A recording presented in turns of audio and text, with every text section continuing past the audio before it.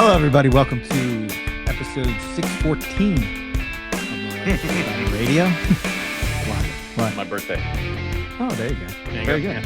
Yeah. Happy birthday. Fitting. It's not my birthday today, but 614 is my. Shut Right. up. Move on. Yeah. It's. We have Lisa will be joining us in a minute. We're going to be talking about green tree pythons, setting them up, white lip pythons. There we go. And, yeah. Yeah, I know you did the whole. Yeah. Yeah. I'm. So we had to take a week off. I had a close friend of mine passed away suddenly. Yep. So yeah, I've been off for for a week. Which is okay. 42, dude. 42. Some of us just turned 40. Cool it with that stuff right now. I say it all the time. I say it to my wife all the time. You just never know. You just got to live life every day like it's the last day. And that's why you have to go to the Kimberly. Yes. You have to. Yes. You must. You don't know. You got to. You have to. know? You must go to the Kimberly and find the rough scale python. I have Nick's message burned into my brain. Like, when you're on your deathbed, you want to have all types of adventures and live your adventures and all that stuff. And it was like he was making dinner. 42, making dinner, boom, heart attack. That's it. Out. Done. Jesus Christ. Game over. Like, holy shit. Wow. My dad's cardiologist calls them cardiac episodes. Okay, Jim. Yeah. Yeah. I'm like, it's a heart attack. Everybody else calls it a heart attack. That's what you had, Dad. It was a heart attack. So this is why I've been so obsessed with trying to get healthy. I mean, yeah. It makes sense. It's one of those. So, yeah. But yeah, other than that, everything else is going good. How about you? Good. Feed trials have started, and it went swimmingly. It's such a weird year because I have 3 clutches of carpet python that were all hatched within a couple weeks of each other. Okay. And the first clutch still has not fully shed out. Okay. All right. But the other 2 clutches, most of them have. So I'm like, all right. So I started trying to feed everybody, and I've gotten several animals that have not shed yet to eat multiple times. And then I've got other animals that shed immediately, and they're still not eating. Right. So I fed 2 rounds of frozen thawed and got a good amount of animals eating. And then I just happened to have a litter of fuzzies out of my mice. I didn't want to feed again that early, but I think I had to. So I threw a bunch of live in with babies that had not eaten yet and got a couple more to take. Okay. So I've got a good amount of carpet pythons rolling, but I'm starting to see where my problem children are. So we'll see how that goes. I have to start mad hogs because I started them with unscented and nobody took. I'm like, well, okay. Thank you. So now I'm like, yep. So I got a bunch of frog legs. So we're going to try that with them next. But any day now, false water cobras could hatch. My second clutch of mad hogs could hatch. Roughies are due next week. Okay. So it's like we're still rolling, man. It's still going. And then I had to I set up new cages up there for my little roughies. So this is 4 sections, and then I connected them with little pass-throughs. So this will be 1 cage. That hole will be 1 cage, and then that'll be a second cage. So my 2 Juby roughies will be up there, which opens this up for the new baby roughies, and the blackhead will be going downstairs. Ooh. Okay. Yeah. So yeah, that's about it.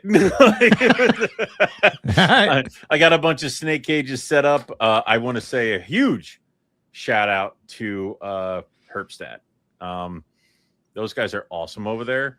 I needed a new Herpstat 6, and I got one.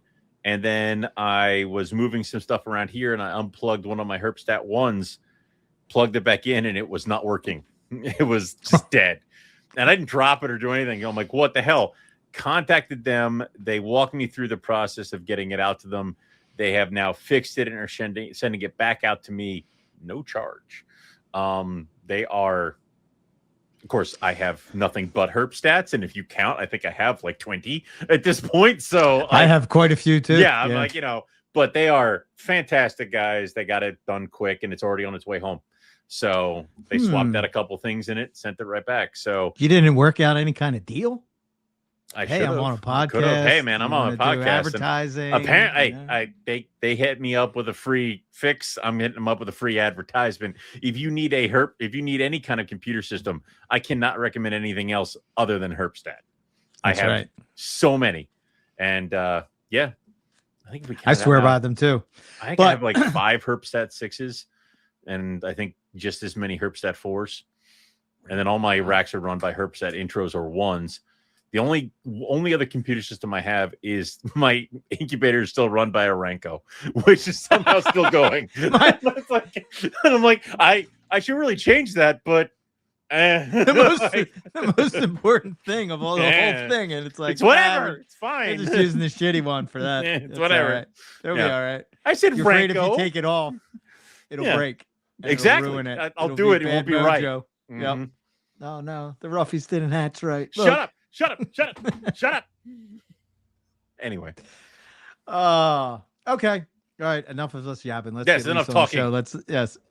Welcome, Lisa, back to NPR. Is this Thank you for having me back. Third time, maybe? I don't know. Yeah. Third, fourth, who knows? I don't know. Many times. What's it like to have Morelia of the forever? Because we did give you that. Every time you mention it, it gives me a little. And it's not a Morelia either. It's like, yeah. Especially when Eric goes, "No, we're gonna." That's too late. No, it's happened. It's done. It's over now, and I refuse.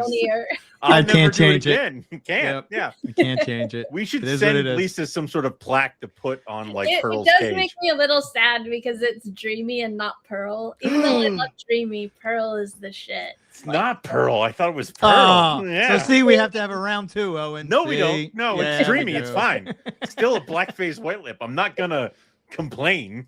So yeah. Yeah, but that would be like having, this is just a red coastal as opposed to having Madame Blueberry on the cover. Depends on the red coastal. No. I have Dreamy several. is really pretty though. And she's really nice. Pearl's mean. That kind of makes her better though. In a way. Pearl's mean? Is this where Noir gets it? This is why my female's a horrible creature? Yeah. Damn it. I named her. You named her Noir. I named her Bad Apple Agnes. So there's a lot to put on a cage card. It's a lot to put on a cage card, but if you name a snake that you sell, you really like that snake. Yeah, that or it was always like that. You need something to scream at it. It still has a name. Excellent. Yeah, I had somebody come through my snake room when I was away on vacation a couple years ago. Yeah, maybe a year. I don't know. Whenever we were on a cruise, and she went through and she just put all the names on the cards, and I came back and I was like, "Oh, this is one way to name the snake." This is one way to do it. This is what it is.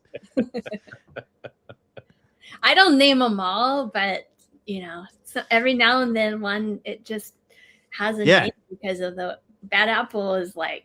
She was like, it's like she was waiting for me to get there so she could like attack me. That has not changed, but just imagine 5.5 foot of it. So that's what happens. Nice. And that's Owen's room.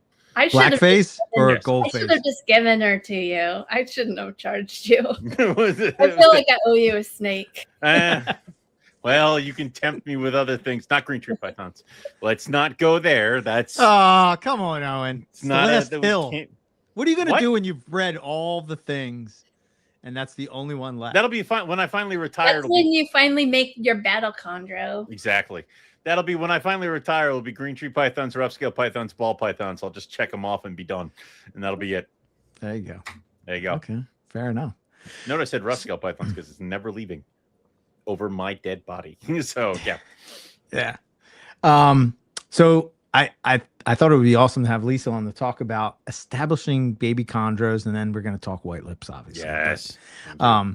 something that, yeah, it seems to be keeps happening to you. Quite the challenge. Yeah. But you seem to be pushing through it. So I don't know. What would you rate it so far? Is it? I actually was excited for the challenge, like I wasn't all like, oh, this is horrible. I was like, every time something good would happen, I'd be like, yes, it happened. It was like, yes, I did it. But so I never was.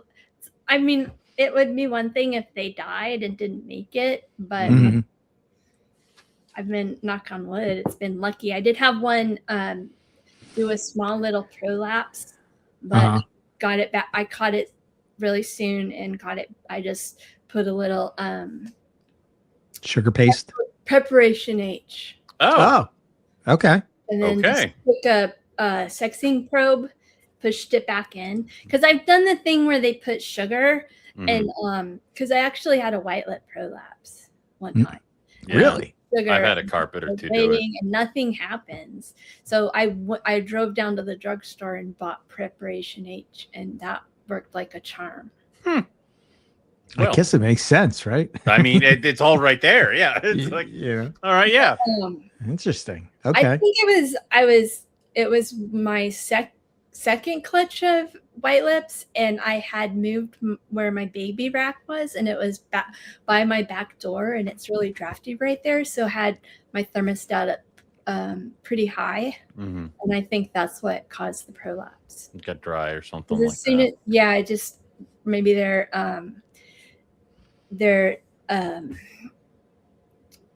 metabolism was running too high, and so it caused I just lowered the heat and then made sure I misted them every morning, and none of the other ones prolapsed. And just like the chondro from my first clutch, I caught it really soon. So as soon as I put the preparation H on it, it went right back in, and I just waited an extra week before I fed them.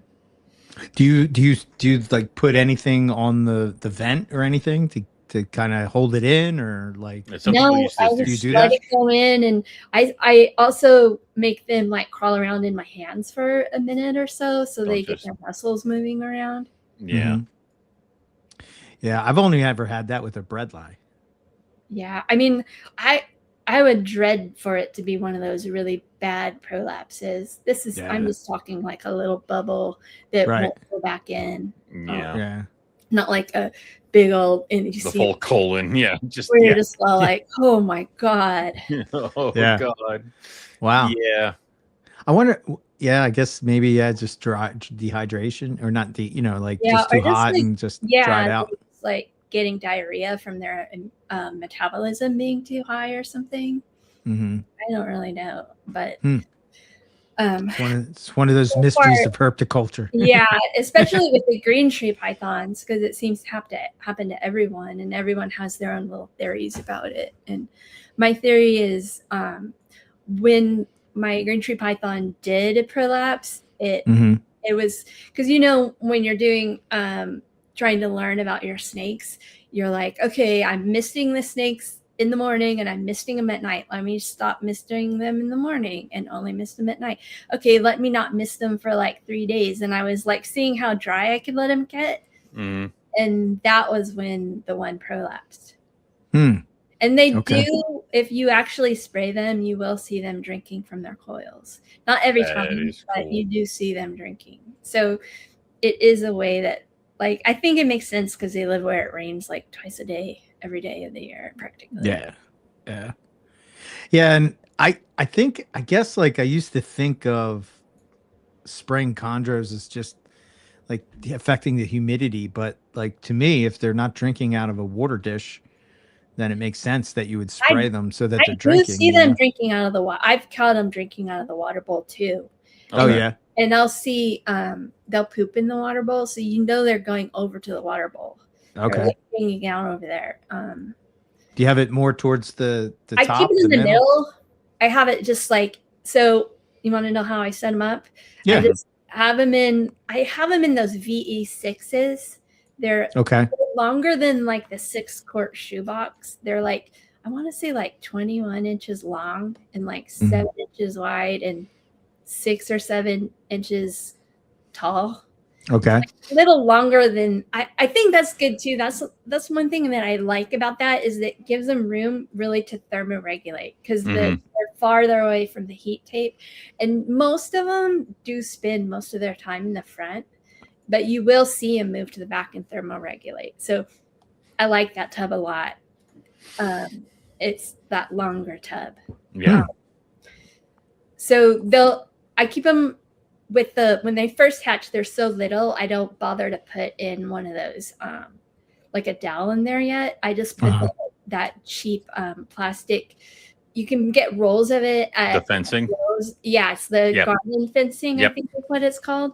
Yep. And you just cut it so that you makes a little arch, and I put the water bowl under it in the middle, and you can pretty much just put it as long as the enclosure. Yeah. Oh wow. Okay. I do that with my carpet pythons, and and so I did that. I gave all of the carpet pythons the same thing, the perches, but with the green tree pythons, I only do the fencing in the water bowl. I don't bother to give them hides. Maybe next time I will give them hides just to see if they'll use them, because who knows? I wonder if they would almost benefit from like those fake vines that come with the leaves. Like so last year my first clutch, I sat there and wound through them so that they would have because I was like a leaf died under. Maybe if they have more, a little more in there, they'll be more willing to eat. This year I didn't even bother to do that, and it still worked out. It just made it so that they would poop on it, and then I have to clean it. It was and I didn't know the last year's babies, it was 50-50. Half of the clutch were pretty good eaters, and the other half I had to do the assist feed / shove food down its throat for a few months. Blackhead style. Yeah. So with the carpets, I set them up with a hide box or a little hide, those little plastic hides on each end, on the cool end, and one on over by the heat. Okay. Also some of them, but I didn't have enough because there was 16 babies. It was a big clutch. I put the paper towel roll. Okay. They really like the paper towel roll. The only thing is that it makes it hard to I haven't been misting the carpets the way that I do with the chondros, but every now and then I will mist the warm side just to add humidity, and then the paper towel rolls just fall apart. Exactly. It's just I can't miss the carpet pythons because what they're hiding in will just dissolve around them. It's yeah. And I've only cut a carpet perched like a green tree once. And made sure picture. I have the fencing, and this year I have several babies that'll lay on the fencing. Oh yeah, they lay all over it. Yeah. They lay on top of because I have it wedged the paper towel roll. Yep. That one loves to sit on top of the paper towel roll. But I have one jag that is sitting like a chondro on the fencing. Make sure to take a picture. Out of this, no, I don't want. No, I'm not giving you satisfaction. No, out of the 60-something babies, I have one that's I'm a chondro, and it's stop it. So it's tempting you, Owen. It's tempting you. No, feel no, it. Feel no. it. They do. You. And I noticed. Have you noticed, Owen? Do they sit above the water bowl? Because I was like, oh, I have one. Son of a bitch. I didn't think about that. And there's one that I kept catching in the water bowl. And really? Yeah. So their mom is that. I don't know if you guys remember. I told the story about the IJ so I bought in 2019 a wild caught IJ from Dan Mulleri. And I brought her home. She ate twice for me, and then she was like, "I'm not eating," for almost a whole year. And I tried everything to get her to eat. I was practically standing on my head. And finally, I put her in this little tub that was just big enough for her body, and one of those little salad dressing dishes that you get from takeaway food. And I put water in that, and then I put a hide over her, so it was kind of sitting on her. And then I put it where did I put it? I put it somewhere where it was like not in a closet. Where did I can't remember where I put her, but I think I put her inside so she was inside a tub, like in a rack. Right. Then I took a mouse. I was like, I'll try to feed her again. And I forgot about the mouse, and it had been there for like a day, right? And it had like it was like flat, like it was gross. And I just was like, I was like, oh God, damn, I forgot to feed her that. And for some reason, I don't know why, I was like, maybe she'll want that. And I put it on top of her hide box. Mm-hmm. And I came in later and it was gone. She ate it. Oh shit. IJs are disgusting. And then I just started like leaving her food out until it got a little gross. And I think she was just traumatized. Okay. From the shipping and all that, Yeah. And she's been like the sweetest snake ever. She's very shy. Even to this day, she's never like this year when she bred, when I was feeding her, she finally was eating off of tongs. But she's been one of those ones where you have to just leave her food in drop feed, walk away. Yeah. And the cool thing is that her babies are the sweetest little babies. They haven't struck at me at all. And but they've all eaten. Oh, nice. Did they go right away? Yeah, they were very, very easy. They didn't eat off tongs. I just drop fed to them, and the first 2 times every single one wouldn't take off tongs, so I just set it down like either in front of them or in front of the hide box that they were in, or in front of the paper towel roll. And then the next morning they were all gone. And then the second time, a good amount took off tongs, not a lot, but more than none. And then by the third time, they were all practically taking off tongs. I think that's the best way to do it, because I've had more, like I tried tease feeding all my guys, and then if they didn't strike, I left it, and then they eat it, not from the tongs, from the drop. And it's like after a couple feedings, they gain confidence and they become the little killers that they're meant to be. But for the first couple feedings, it's like it's better just to superheat that mouse and then just drop it and get the hell out of there, and then just let the snake figure it out. Yeah, it was like the exact opposite of trying to get condors to eat, because like condors drop feed, you have to do all this stuff to them. You have to make them think that you're gonna like bite their tail with the mouse, or if one really won't, you have the mouse on tongs, and then you take other tongs and like kind of pinch them near their tail, and that will you have to get them to like want to fight. But actually this clutch was really easy. All except for one were pretty easy, and they did the other thing, because another thing, if all that stuff doesn't work, some of them don't want to do all that stuff. Want you to put the mouse right in front of them and hold very still, and then they slowly go up to the mouse and put their mouth on it, and then slowly start to wrap around it. Really? That's pretty much how this clutch was. Are you in that moment where it's like it's starting to eat it, so now you have to sit here and wait until it's done so that you can close the bin or move or breathe or do anything? Because there's at least 3 points during the season where I've like got that troublesome feeder to take it and wrap it, and then I go to close and it stops eating, so I just stand there. I feel like that's what white lips do. They're like, if you move, they'll be like, what are you doing? Yeah, it's just what's happening? It's like, no. You're fine. Everything's fine. Everything's fine. Yeah. Yep. Sounds about right. So it's been really easy this year. Like I have one baby that's not eating though. Oh, okay.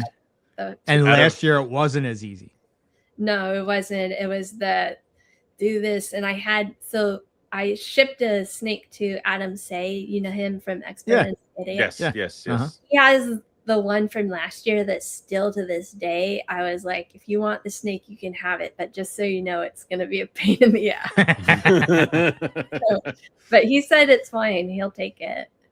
And all right. Yeah, so that one you still have to do like I'm like I should have made him a video so you can see like you have to hold it this certain way, or like you have to put it in its behind its neck so that if it starts thinking it's gonna coil, then because I've noticed that sometimes these babies I'll feed them, and if I'm like, oh, it took it, and then I shut the drawer, if I don't wait to make sure they have a full coil around the mouse, because once they have that really tight coil, that's when you know it's going to eat. If they just have kind of an awkward, like, like sometimes they coil it in a weird way, then they'll just like be like, this is uncomfortable, and drop it. Those are the ones that I've noticed that drop it more than like, oh, I closed the tub too soon. It was just that their wrap wasn't good, so they're probably like, this mouse is gonna get loose and kick my ass. I better let go of it. My Angolan is that way. Either he bites it and wraps it, but if he doesn't bite it, he just kind of like holds it, and then it's 50-50 whether he ends up eating it or just being like, and dropping it, which is why he's still the size he is, and it doesn't annoy me at all that he's. Anyway, I love him dearly. Well, I mean, males don't have to be big, right? That's the idea, and it's unfortunate for him. Like, you chose poorly. Yeah, sorry, Bubba. Like, you'll figure it out. Something interesting is, so I have the male northern white lip that I got from Ryan, and remember he hatched the white lips right before your clutch, so the male is a few months older than your female. Yes. And but this season he was making sperm plugs. He was wow. Yeah, I noticed his tail was like really thick, and I was almost like, should I take him to the vet? Because it was like, I'm like, is he getting an infection or something? Yeah, what's going on? Well, and then he went into shed, and I was like, I needed to clean out his tub. So I grabbed him and I was holding him, and he was coming out of shed by that point. And I looked down, and there's something in my hand, and he had put like all the sperm plugs all over me. Oh no. And then he finally shed. How rude. Yeah, what a jerk. I was proud of him. I was like, teenager. I was like, dang, he's a young boy. I think, I was surprised. I was like, I should start feeding Owen's female. Gotta get ready. I think more and more as I've had white lips, I think they're not the beefy giant goldface, at least, are not the beefy giant pythons that people seem to think that they always were.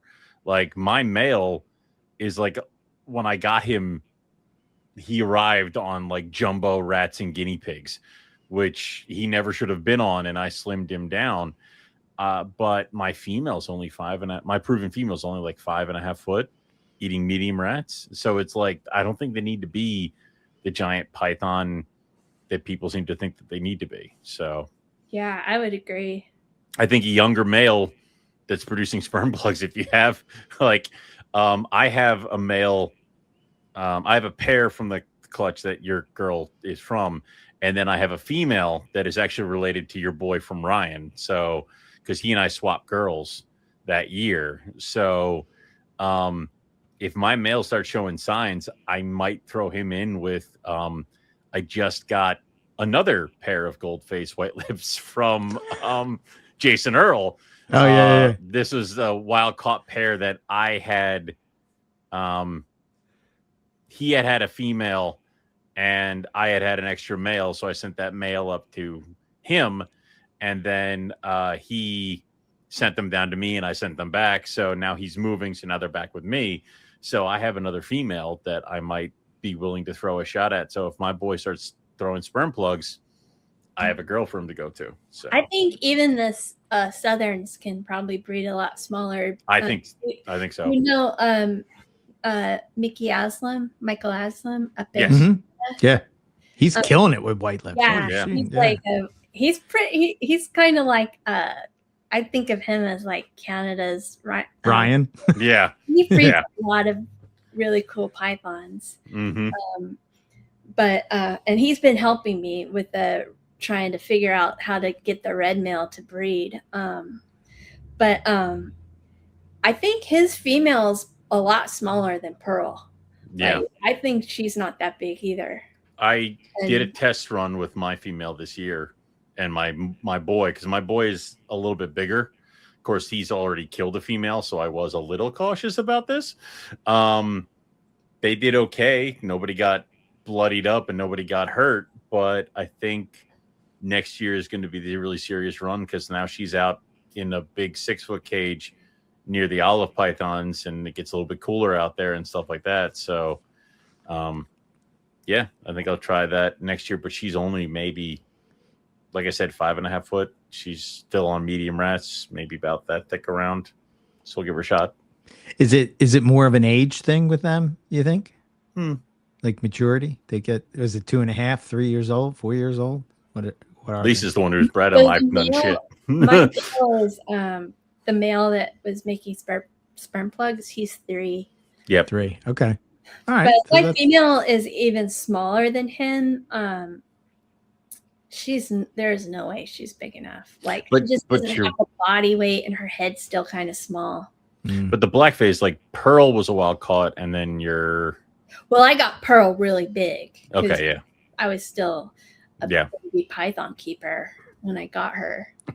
And I thought she was like a big old, she was big, and I thought, oh, she's just a baby white lip, you know? She was even like 3 when I got her. They're supposed to be huge. No. Oh, like it's, yeah. I had her out today, and I was trying to like get a measurement on her, and it's hard to do. She was like, what the hell are you doing to me? Don't touch.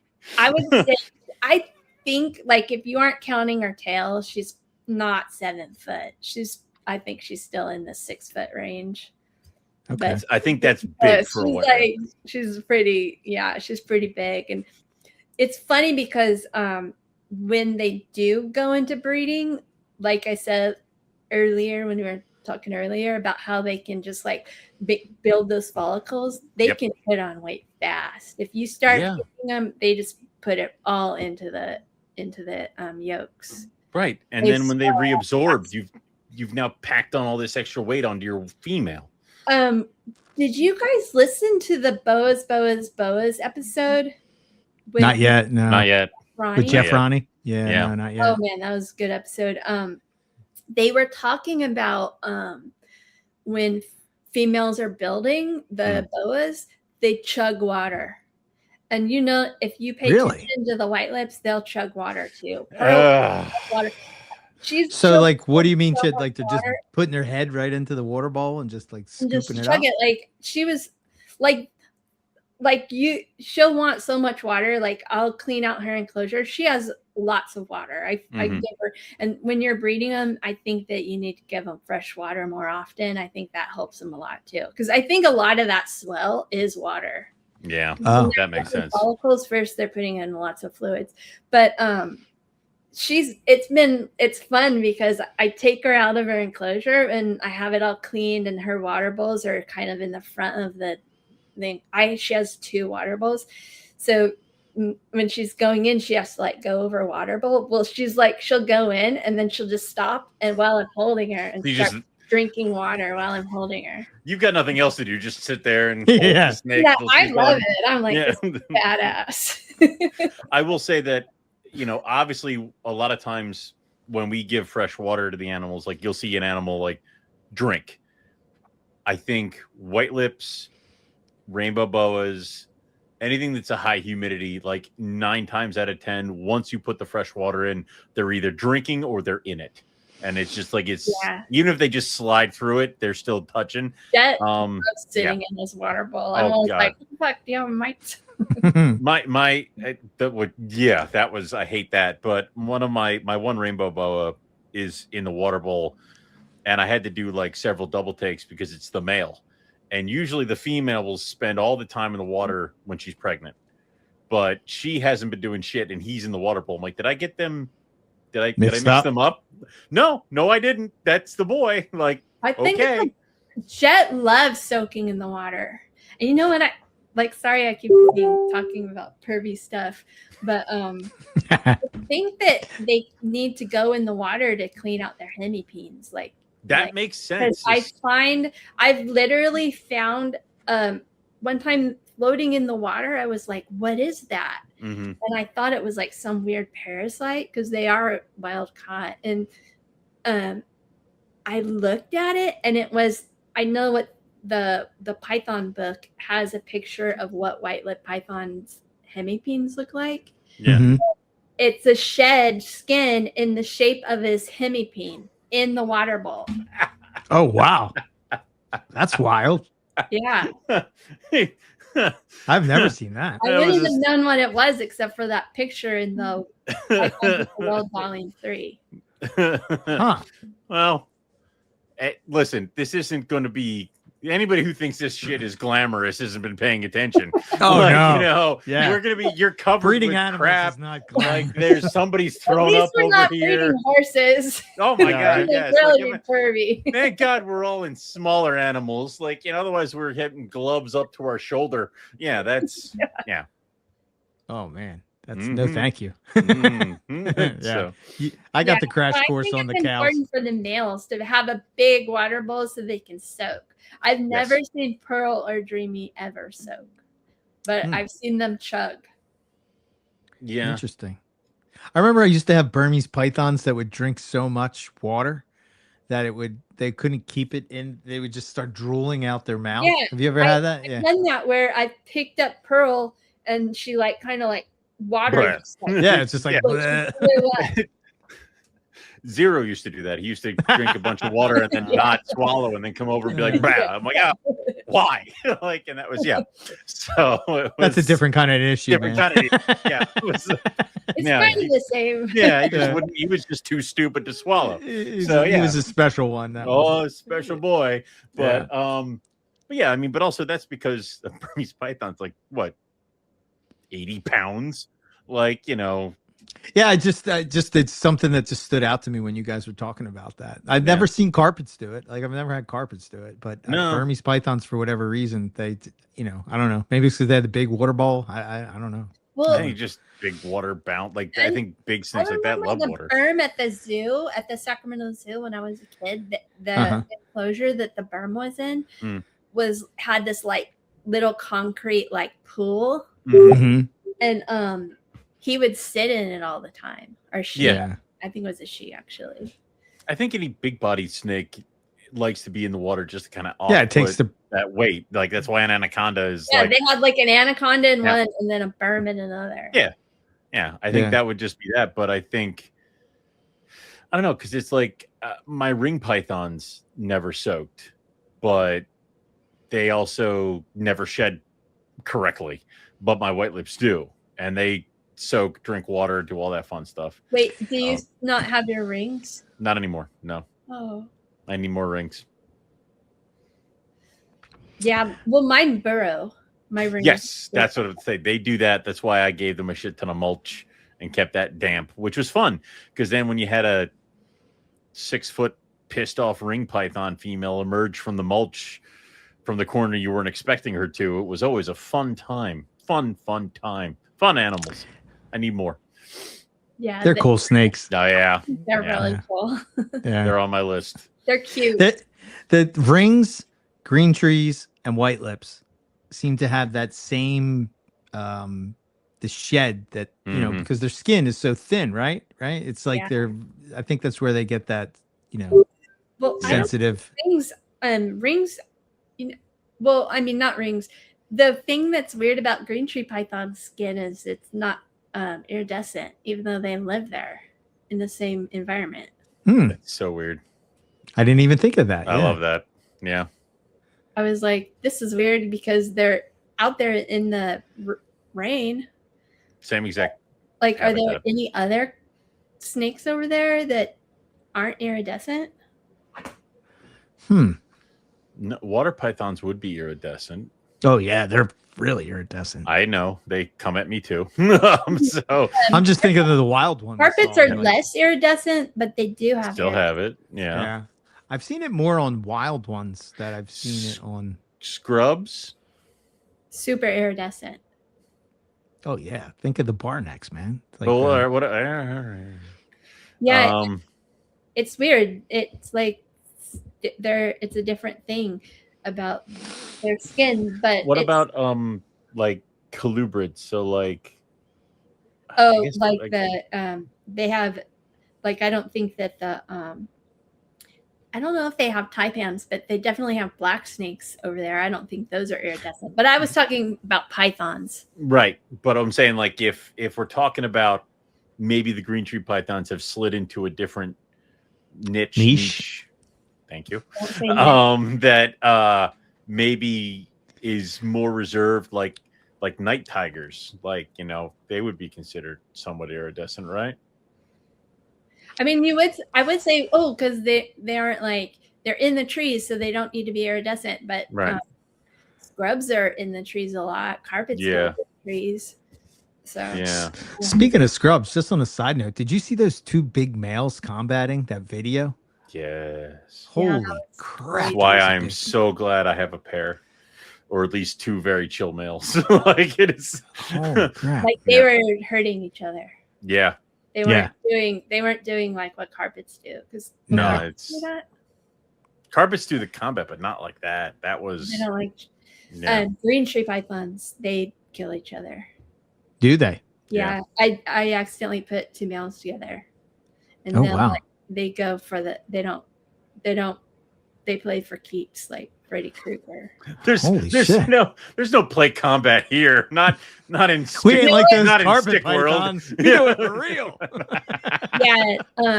You know how carpets, they've got really dark eyes. Like, not all of them, but sometimes it's hard to see the pupil. Even though one of the things that I love about carpets is their big old giant head that looks, you know, like it's almost like a viper head, you know, like yeah. Yep. And they've got big eyes, but you can't really see the pupil. Like, but with the green tree pythons, like, you can tell when you pissed it off, because you can see the pupil, and suddenly they're like, golden eye is black. It's like, you know, like when you mess. I've seen pictures of that. Yeah. How so they're pissed off at that. Pissed off. Well, they're. I don't know. Like when I was packing Adam's little snake, I was like trying to wrestle it into the little tub that I put it in, and I look at him and his eyes are like, or I don't know what, his eyes are black, and I'm like, pissed off. I hate you. Why did you do this to me? Oh wow, but it's pretty cool. But they do it also when they're hunting, like they'll be wiggling their tail, and then you open the tub or the drawer, or like go walk by, and they'll be like, look at you, and their eyes are like black because they're like focused. I think this year I'm going to try to see, because I swear I saw caudal lording in baby rough scale pythons. I'm going to see if I can get a picture or video of that this year with this year's babies. So that would be cool. Has anyone ever said that that's a thing they do? I saw it once. You could Did put you? it in like a what is journal, it called? right? Yeah. No one wants to read my journals.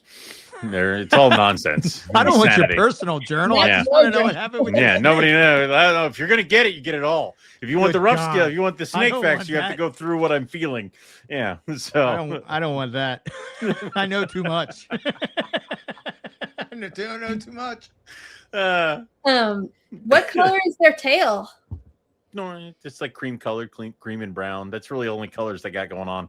Like, so it's not like it's different. It's not like black or. No, it's not black or anything like that. It's just their tail.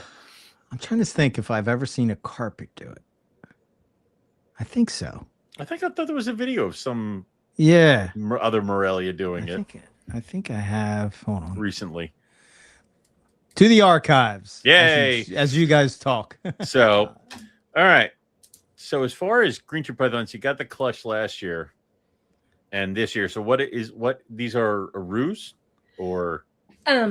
Well, so this year I bred my Aru female that I got from Lucas Lee. We know him. To an Aru male. Okay. Last year was to my Aru, so air quotes Aru male. I got him from, I mean, he could be a Roo. Like, I don't know. You know how that thing is where you're like, they say it's an Aru, Say it's an Aru. It looks like an Aru, but this is the thing is, so he is an Aru from the farm. There, or I don't know if it was from the farm, but it was from Vladimir Odenchenko. I hope I'm saying that right. Okay, yeah, I know a whole bunch of green tree pythons in Indonesia. Okay. And so he was from his high blue Aru line. And I got him from Harlan Wall. And Harlan Wall swears he's an Aru. He does look different, but I don't know if it's just because he's been bred to look a certain way. Yeah, from a high blue kind of thing. A picture of these Arus. So when he was like, I was like, oh, I'd love to get this baby Aru. And he sent me pictures of these adult Arus that were like bright green with, you know, some white pattern, not high white, but they had the pure blue ventrals. Like they were just blue chin all the way down, you know, that beautiful like green and blue, which I was like, holy shit, like gives me goosebumps because that is like a really beautiful look. And I was like, yes, I want that baby. He grew up and he never had the blue. He had blue on his dorsal or lateral, not his dorsal, on his laterals. But his ventrals just stayed basically white. And he did have nice blue pattern. His pattern turned blue, and he never got a lot of white. He had very little white. I will say I'm talking about him in the past tense because he had an accident and broke his jaw. So with us anymore. Rest in peace, beloved. You are loved. I miss you very much. But he so I was, and his tail also was a little pointier and a little longer. And I was a little like, maybe he's a mix. Harlan swears that he was not a mix. Okay.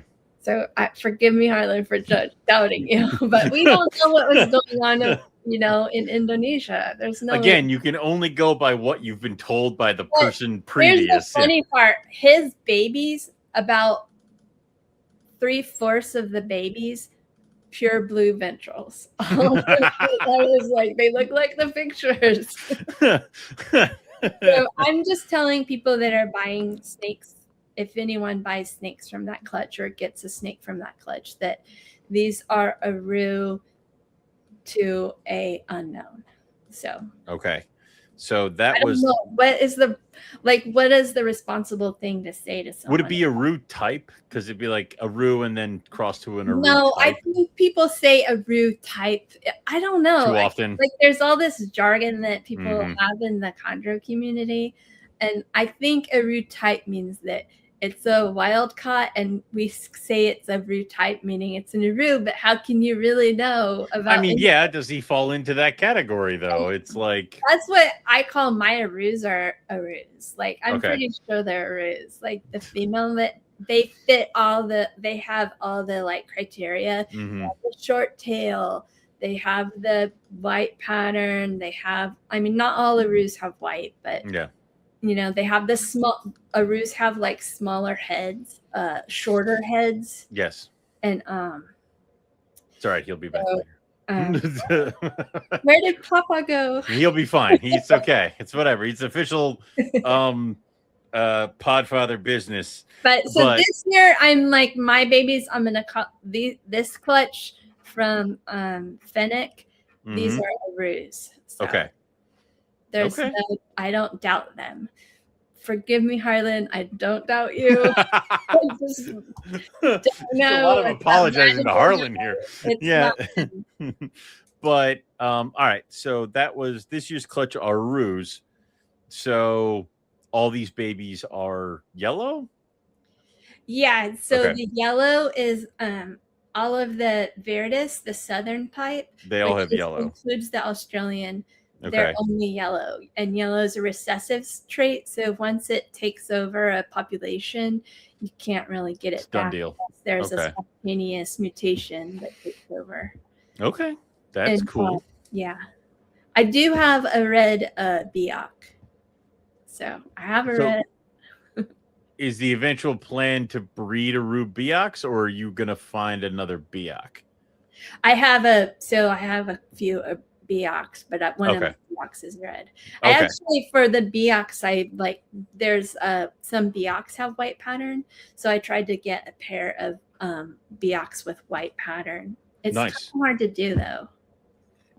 Like, it's I hard mean- to get, like, if a nice it's hard to get a really nice wild caught like, if one comes in and it's really nice, it gets scooped up really fast. I was about to say, like, Dan, because I watched Dan's videos, and Dan's like, this, look at this beautiful thing that I think I'm going to keep. It's like, oh, well, then why are you showing it to us? And then also he's like, this is awesome, isn't it? Shame that we have like a wait list and a Patreon list back in. Like, I'm like, you're just teasing me at this point. It is genius, and I hate him for it, but also he's a brilliant man. To start a import business. Do you want to do that? That sounds like Eric needs to go get a farm, retire, go get a farm in Indonesia, and we'll figure it out. I don't think you'd like it. That would suck, having to deal with all that. I've had good luck with the imports I've gotten from Dan, but I would say it hasn't all been roses. I think Dan does a lot of the heavy lifting, but that's never done by the time it gets to the next person. No matter how hard you try, they still are imports. So. I mean, I've gone through several import white lips. And it just so happens that right now, currently, I have 3 wild caughts that are good. My proven female, and then my other pair that I got from Jason are both wild caughts. And they're all of them are long-term captives, but that's 3, and that's enough, man. Like that's a lot. So I did find a video of that's what I was trying to figure out. I don't know why I can't share it. It's not letting me share it. It's a video, that's why. But it's Snake Discovery. Aha. And she has a carpet python, Aha. a rather large carpet python in an enclosure, like meaning that it's like an adult. Yeah.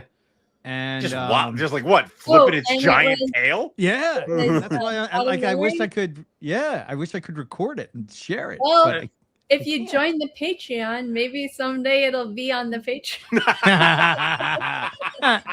Patreon. See, that's how you drive people to the Patreon. That's not how it works. That's such a weird thing to have in an adult. You're gonna put Snake Discovery videos on your Patreon. Yeah, they might have a problem with that. Let's not do that. Good point. Good point, joking, Lisa. Good point.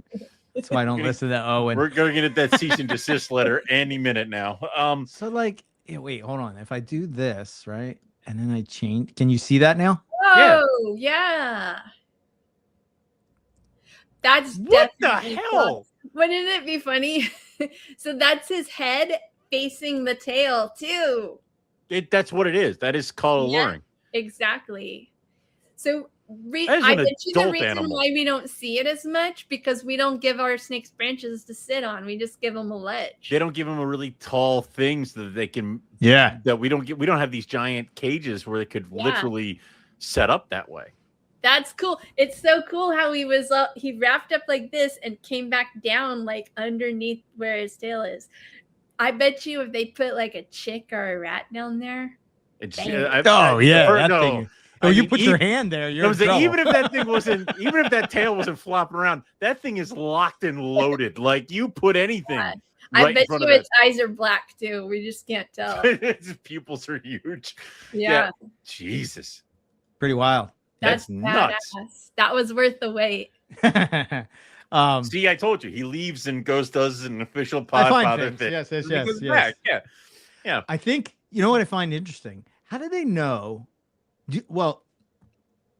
again, just looking at that picture, right? It's like, how does it know where to position itself that it's going to have just enough strike range to hit that? Do you think they know that? Do you think that comes in? No, I think it's you think it's just a guess. Wait, no. I want to say it was Matt Somerville. Someone, they talked about how, like, I think it was Matt Somerville, but I might be mistaken. Probably am. I usually am. But somebody said they were watching the green tree python come down from the trees, in the evening to set up for ambush. And it perched up, and then it went down, touched his nose to the ground, and then came back up. Like a rangefinder. It's like, there it is. Nice. Lock. Okay, all right. That's what I'm saying. I want to say it was Matt Somerville, but I'm not 100%. I would just figure it'd be trial and error. It's like, I missed this time, got to move a little bit more. Like, it's almost like how a rattlesnake, they say that a rattlesnake will get its ambush ready, and it'll literally stamp down the grass so that it has a clear shot, like in front of where it is. That's wild. And wow, the other thing that this reminds me of is in Rick Shine's book, how he talks about watching the diamond pythons. They like to set up ambush, like in a spot in the trail. Like there's a animal trail, and they'll go up to the animal trail, but they'll pick a spot where there's like something that the animal has to like there's like a little ravine or like something the animal has to like look down and then hop over. So that way the animal's looking away. So like they pick a spot. Like it's like they're thinking of like, literally, that's the kind of stuff that we don't give snakes credit for, but they do that kind of stuff. I think they're just smart individuals that do all that. And then there's the one individual that's like, I'm going to set up at the bat cave and swing until I hit something. Well, then this will be mine. It's like, if they went and did that and it wasn't working, they would stop.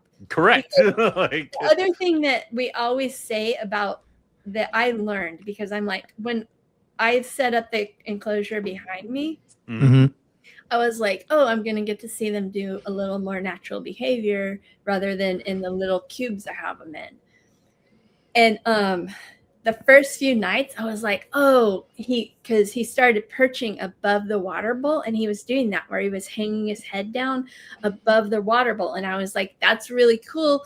Either it's a natural behavior that they're wanting to hunt near water, or he chose that spot because the water, I think, besides being a place the animal would go, it creates like a really even plane for their heat pits. So I don't know if it's like, it creates something. Oh yeah, it's cool. So if something was warm literally like over the water. Yeah. And I was like, that's either for his heat pits or it's because I think where they live, there's water everywhere. So it's like they aren't going to water to hunt.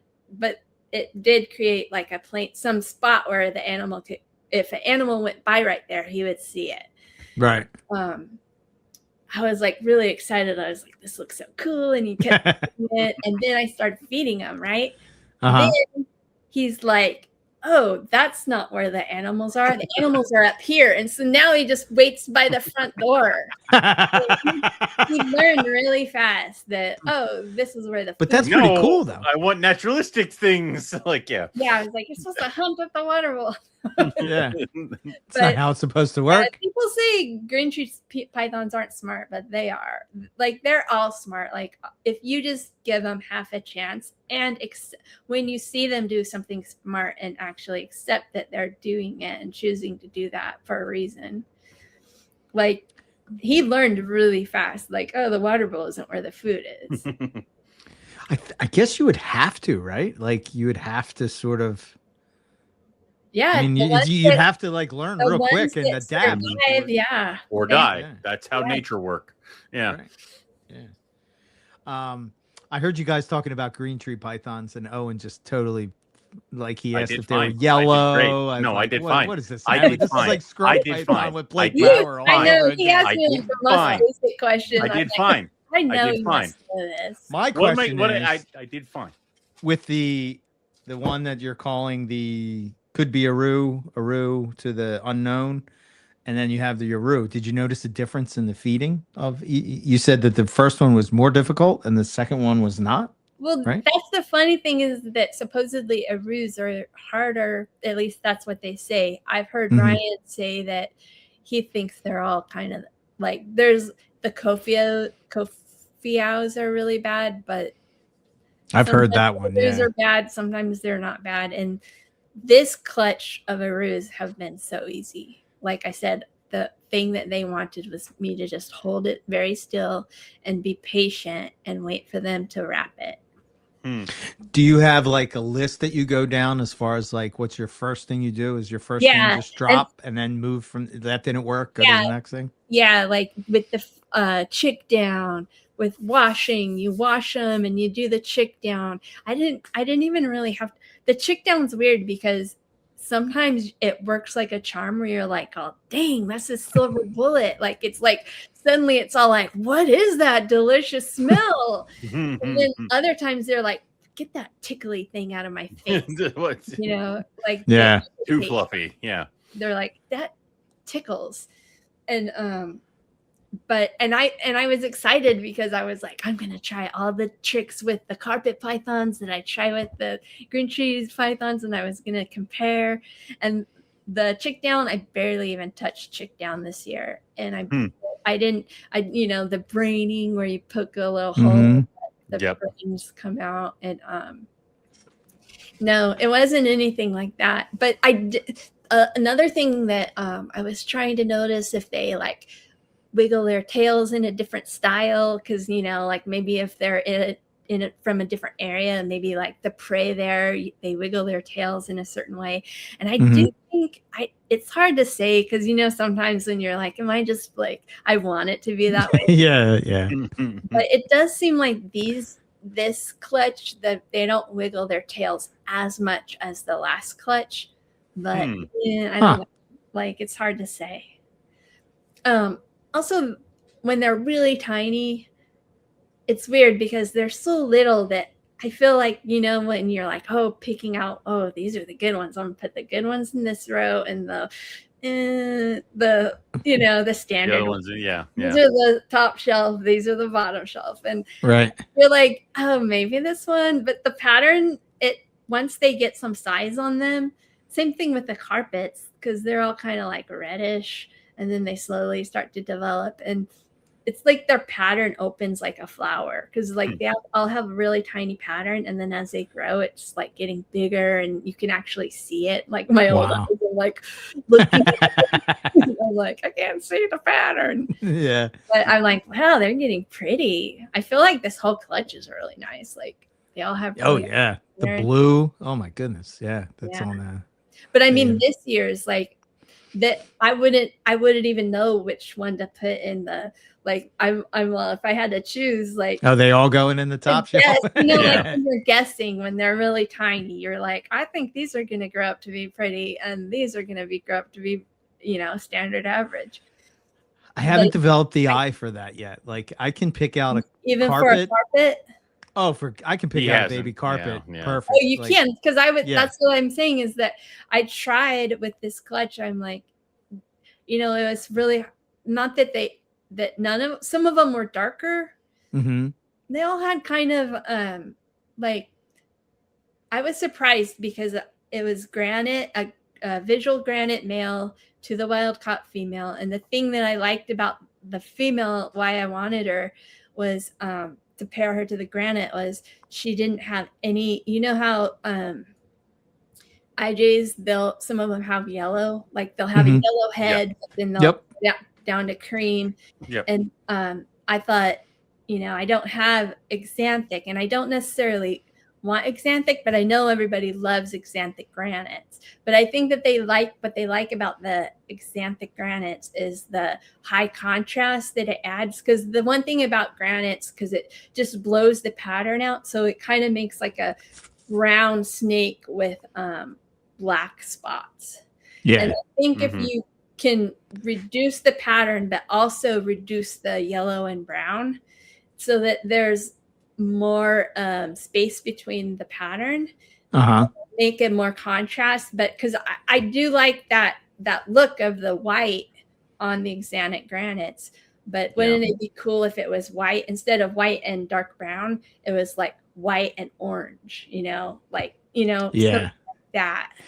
I was wondering, like, with the granite in particular, you think of like poster child orange, like that orange hypo-ish look to it. I wonder how that would translate into granites, because that guy, what was his name?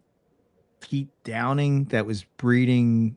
You remember he was at White Plains, Owen? Did you ever see any of his granites? He had this really like unbelievable granites, and he wasn't doing anything crazy. It was just whatever These were different, normal one he was using. It like intensified the yellow. Yeah. So they would be like, they had all, and I think something must happen with the yellow where it increases the melanin, or not the melanin, the lavender like look when they fire up.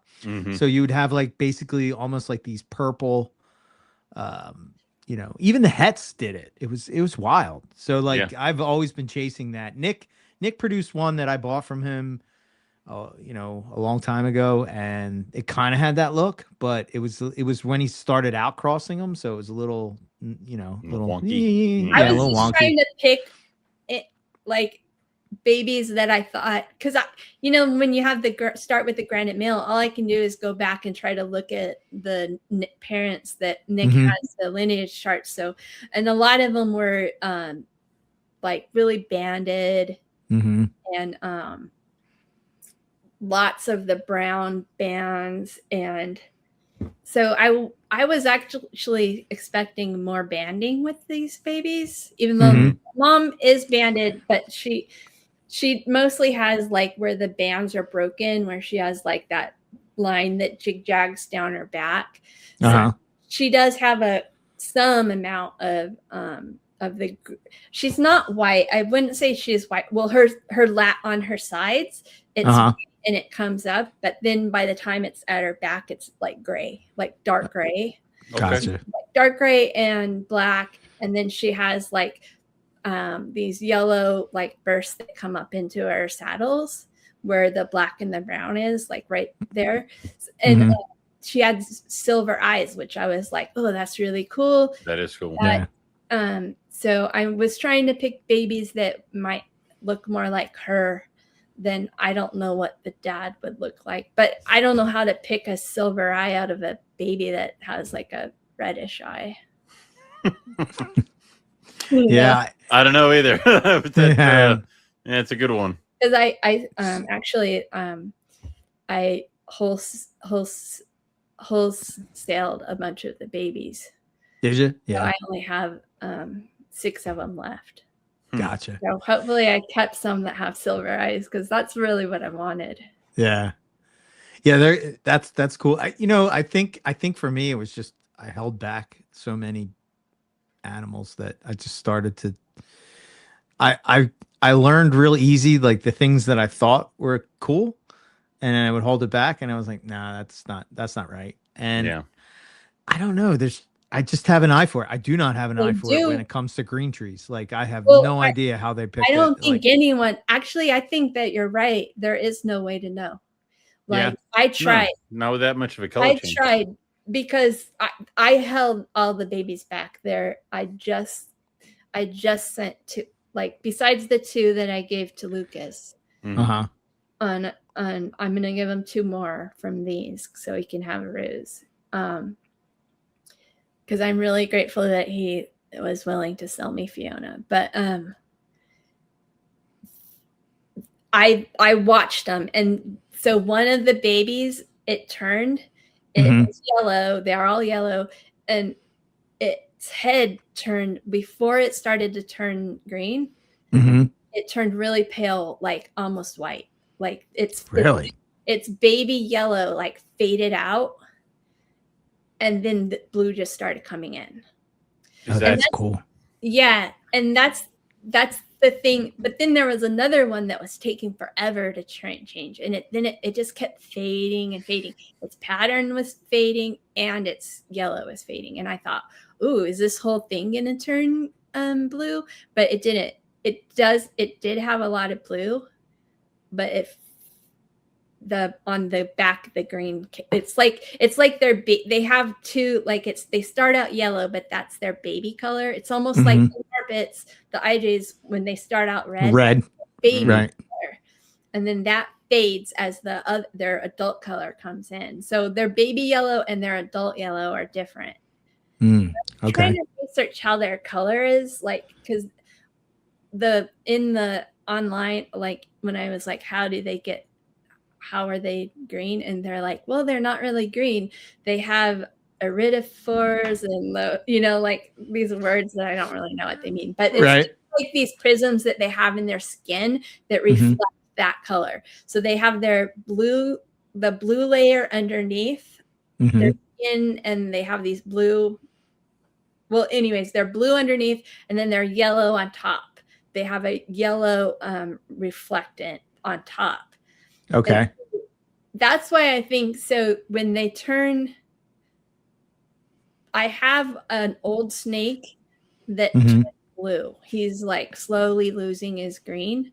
And then also females, when they go hormonal, they turn blue. And it's something happens to those structures in their skin where it like breaks down. And I think it's kind of like going, I don't know if it's the same thing as going gray, but it reminds me of the same, like just they're getting old. Oh, yeah. Okay. But it's also like females will turn black, like carpet pythons will turn dark, and grubs will turn dark. They get darker, and the blue probably is like a darkness, but in green. Yeah. Yeah. I guess that would be like their hormonal blue, like that they or hormonal black. Yeah. But it's cool because the Kofiaus that are yellow, when they go hormonal, they're white because they don't have any blue, because that's why they're not green. That's why they're not. Okay. Interesting. Okay. I didn't know that. It's weird. I'm trying to figure it out. I can't figure out how. I don't know how to pick out any of these babies. Yeah. So you just have to hold them back for a year and a half. Forever. For years. Yeah. 4 years. When that one's head turned white and then it suddenly turned blue, I was like, okay, once they start turning white, keep those, because I really like the blue. I think the blue and the green look so good together. But oh yeah, especially like some of those videos that you did where you're like, showing it close up and whatnot. You have to wait until because that's the thing about arus is everyone thinks arus are boring, and they're like, oh, just a green snake with some white speckles. But actually, they're like a really expensive, nice leather jacket that has red lining on the inside. Yeah, you think it's just a basic jacket, but it has some freaking like silk lining on the inside underneath. It's hiding. It's like the sarongs have the blue on the top, but the aru have the blue underneath. Yeah, I'm with Ryan. Like, when the snake is, all those crazy sickness and all those, it's awesome, beautiful looking animals, but like, I don't know, it's just a green snake is just cool.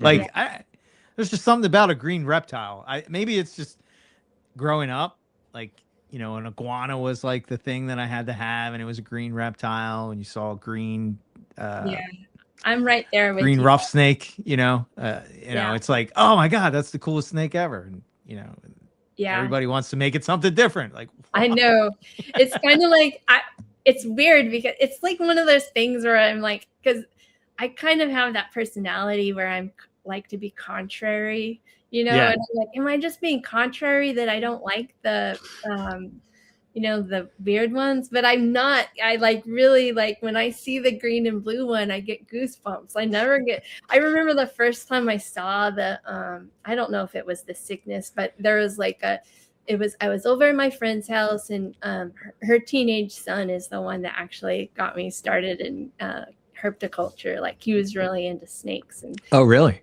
I would go talk to him, and he had the reptile report on his computer, and a picture of a chondro on there that it was like black and blue. And I saw it, and I thought, in my mind, I didn't think it was a chondro he knew I liked chondros too, because I was like all into chondros. And I was like, I thought it was like some kind of a tree viper, you know, those like the what are the ones that are like yellow and black? The wagglers, like a waggler. Yeah, Oh, yeah. the temple viper. Yeah, One was one of those. And I was like, whoa, what kind of snake is that? And he's like, it's a green tree python. Like, duh. I thought you liked those. But it's not green. I remember when I saw it, I was like, because I was like, oh, that's a really cool viper. What kind of, what kind is it? And then when he said it was a green tree python, I remember feeling a little like disappointed. Hard to explain, because I thought it was a cool looking snake, but then I just thought in my head like, oh, they have to do that for those too. Because I knew at that point I barely had any. I might have had a ball python, but I wanted green tree pythons, but I was still trying to learn about them, and all I ever kept hearing was that they die all the time. But I remember just feeling like, oh, they're doing that to those too, and I felt disappointed, like it was weird. And I still feel that way. I'm like, some of the most beautiful snakes, like chondros, you see, I don't feel that way about any of the hybrid like mutt ones that are like don't even really look like chondros anymore. I'm never like, oh man, that's so cool. I remember it was really bad, because like I respect all those people and I don't want to put them down, because I know they love those snakes. And sure, yeah, I feel the same way about the green ones that they feel about those. And I remember I was excited to watch like someone's like walkthrough video of their collection, and they were going to show off all their like really cool like I don't know what calicos, or I don't know what. Oh, like the different one, the high yellow. Yeah. Okay. I was like, okay, that one's all right. I'm waiting for the good ones, and where's the green ones? Like, I wasn't even saying, oh, that one's not green. I just kept feeling like, okay, they're building up to the good one, and I just felt disappointed. Like, none of those were like my jam. I was just, everybody's got their own flavor. That's the cool thing. That, and I don't get them. Yeah. But at the same time, I want to be included in the. I wish that there was a way that, because sometimes you feel like when they put down yellow babies, you're like, oh, I wish they didn't say that about the thing I love. I know. Talk shit about something you love. It makes you. Yeah. And that's the other thing. Like, don't get me wrong, the reds are beautiful, but like to me, like I'm just drawn to the yellow babies. I don't know what it is. Like to me, it's that they're prettier, in my opinion. I get it. I think the reason that everybody loves the red is because they know it's going to turn into a crazy whatever, and that's cool. That's what I'm trying to say. Right. I don't even think it is, because I told you I kept being like next. No, it's not it. Yep. And I'm with you. It's like, you do you, boo, whatever you want to do, like however you want to have it. I'm not trying to put them down, because no. Yeah, I know. Awesome snakes, and they love them, and that's the part that matters. Well, we don't get to talk often about yellow like you don't hear people talking about like yellow chondros that often. So we're gonna say that it can be cool to be liking the yellow chondros. It doesn't have to be all red all the time. Red chondro all the time. The thing that is good about the red, that they have a longer OCC. Oh yeah. Mm-hmm. So and they're wild like that, too. You know what I mean? For me, I'm like, hurry up and turn green. Yeah. So I to like me, that they change fast. the if I could have any chondro, it would be the Australian one. Not because it's from Australia. I mean, maybe there's a little bit of that, but just a little bit. I know. Just a tiny bit. But the white stripe. I want to go see them. Yeah. The white stripe with the green. I mean, that's. Oh man. See, that's you want the green with the white stripe. If, gun to my head, I was forced to take green tree python. Yes, I want to hear this. Have to build it a green tree python project. I would do high yellow and green. So like those ones where it's mostly yellow. I like the high yellow with a little bit of green stuff like that. Yeah, like almost like they used to call them lemon trees. And I think that the reds are the ones that do that more than the yellow Beox. Once again, the struggle continues. One of us is the yellow person. The other one is by default the red person. Will there be no peace? Yeah. No, I kind of like, to me, if I was going to do a designer chondro project, I'm kind of in the Mark Hager camp, where I would be going after high yellow Beox or something like that. Like a lot of yellow. Because, I mean, with Chiquita, I think that's what Zach named her, Chiquita. I think so too. Yeah, she was, solid yellow. And every time I saw that snake, I was just like, oh my God, that's the prettiest snake ever, And that's why I always was obsessed with Kofia until Ryan was like, they're terrible feeders and this and that and da da da da da. And, I think Greg Maxwell has a picture in the Chondro book of the lemon trees. Yes. The high yellow, those. Yes. Yeah. That I would do. That's you? Yeah. Okay. I'm all about the blue.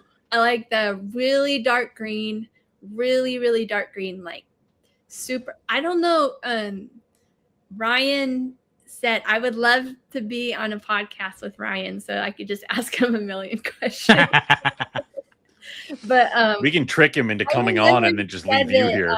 The green that the Wildcat have doesn't translate like into captivity, and I wonder if he still thinks that. Like, so he's saying that the green is a different shade of green in the wild than it is in captivity. In captivity, they lose that green. I wonder if you were able to keep them outside, if they would get different colors. Well, there's that guy in Australia that did that. I think his name is Michael Cermak. He kept them outside. But that's limited to Australia stuff. Like, what if you got? I don't know. Pierre was keeping him outside, and I think he was doing pretty good. And I think he got rid of them because he just had a bad experience with the emeralds, and he was like, "Get these out of my face." Yeah. He wanted everything. He was doing good with the chondros. At least that's what I've been told. I wonder if it's a Morelia thing. Like, I think of the bredli. You know how they say wild bredli. But look more like hypos. I mean, I'm sorry, we weren't supposed to say that part out loud. Yeah, but is it that? Could it be that where they came from, that's a darker version of them? Could it be that? I don't know. I would love to ask him. The other thing, because you do, if you look in the pictures of Adventures in Green Tree Python Country, those old pictures. Yeah. And, those are like dark green, but then someone else said, well, maybe it was just the camera. Was it just shitty camera? Yeah. It was 1980. They had to go get the film developed. Like it was, That's why I was like, oh, well, I need to ask Ryan, because I'm sure Ryan knows what he's talking about when he says that, because he's probably seen the Wildcat ones and then he's bred. Yeah.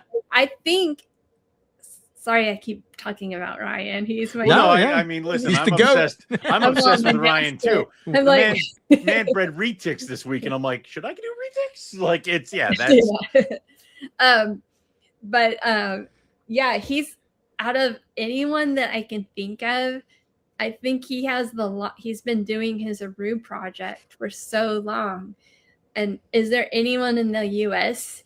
Even with all of these hybrids, they're always getting like crossing. And so none of them, he's the only one that has a line where he's like building and continuously so like, if you ever want to talk to someone about chondros, like I feel like I would want to ask him, and he probably knows about what he's talking about when he's talking about the green. It's funny is he has an Aru that's yellow. Oh, really? Yeah. So I keep wondering, like, did it turn yellow because he's been breeding that same line? But it's funny. It's funny to me because, he's like, get these designer chondros out of my face. Using a yellow Aru. He's like, wait a minute. It's totally different.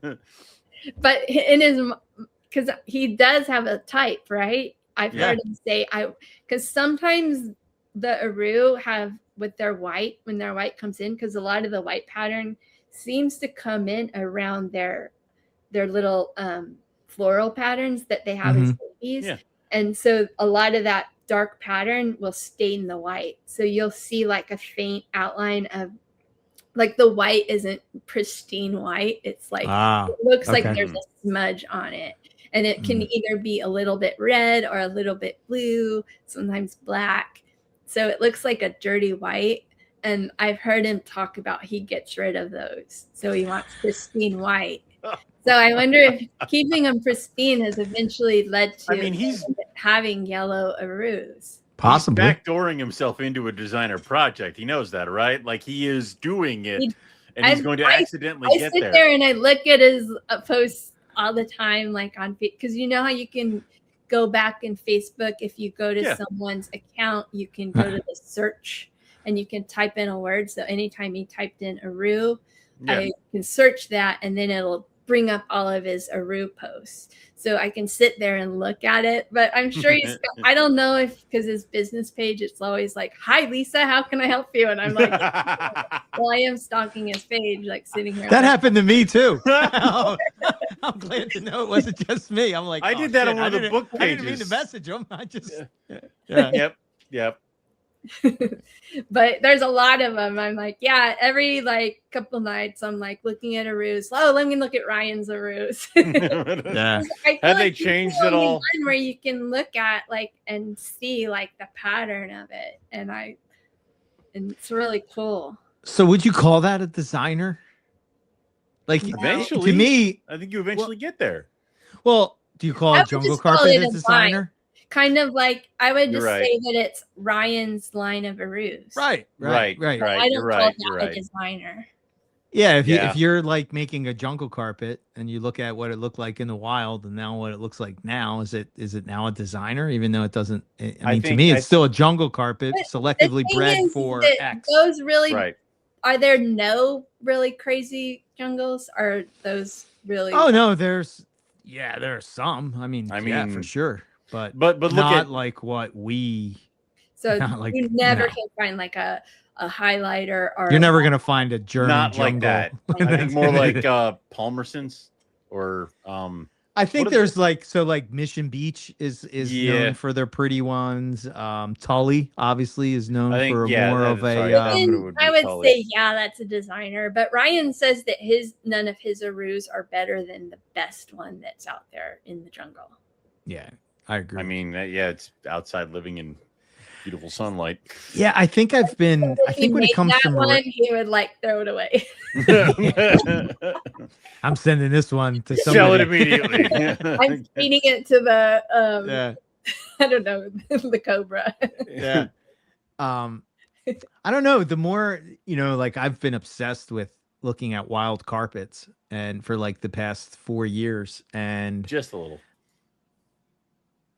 It's amazing how. So I've even started to do it to where I take a section and I'll look at the carpets in that section and see like, do they have similar phenotype? And I've seen like where they have looks in these specific areas. But like, if you're just scrolling through Facebook all the time and just looking at that one picture, you're not like comparing it. So I know what you're talking about when you're looking at, other, you know what I mean? I don't know of anyone else. Maybe, Gary Chivino and his Maniquari, but his isn't as it's not. Maybe it's because I'm less interested in Maniquari. Your flavor skates right over it. Yeah, I'm all like, oh, this is cool. Oh, let me go back to looking at it. But I don't know why Gary Chivino ain't Orion. Yeah. Get out of here, Gary. We can joke with him. We can joke with Gary. Yeah. Yeah, I don't know. Just to go back to it, it's like I don't think that even Ryan would know how to. That's one of the beauties about keeping condors.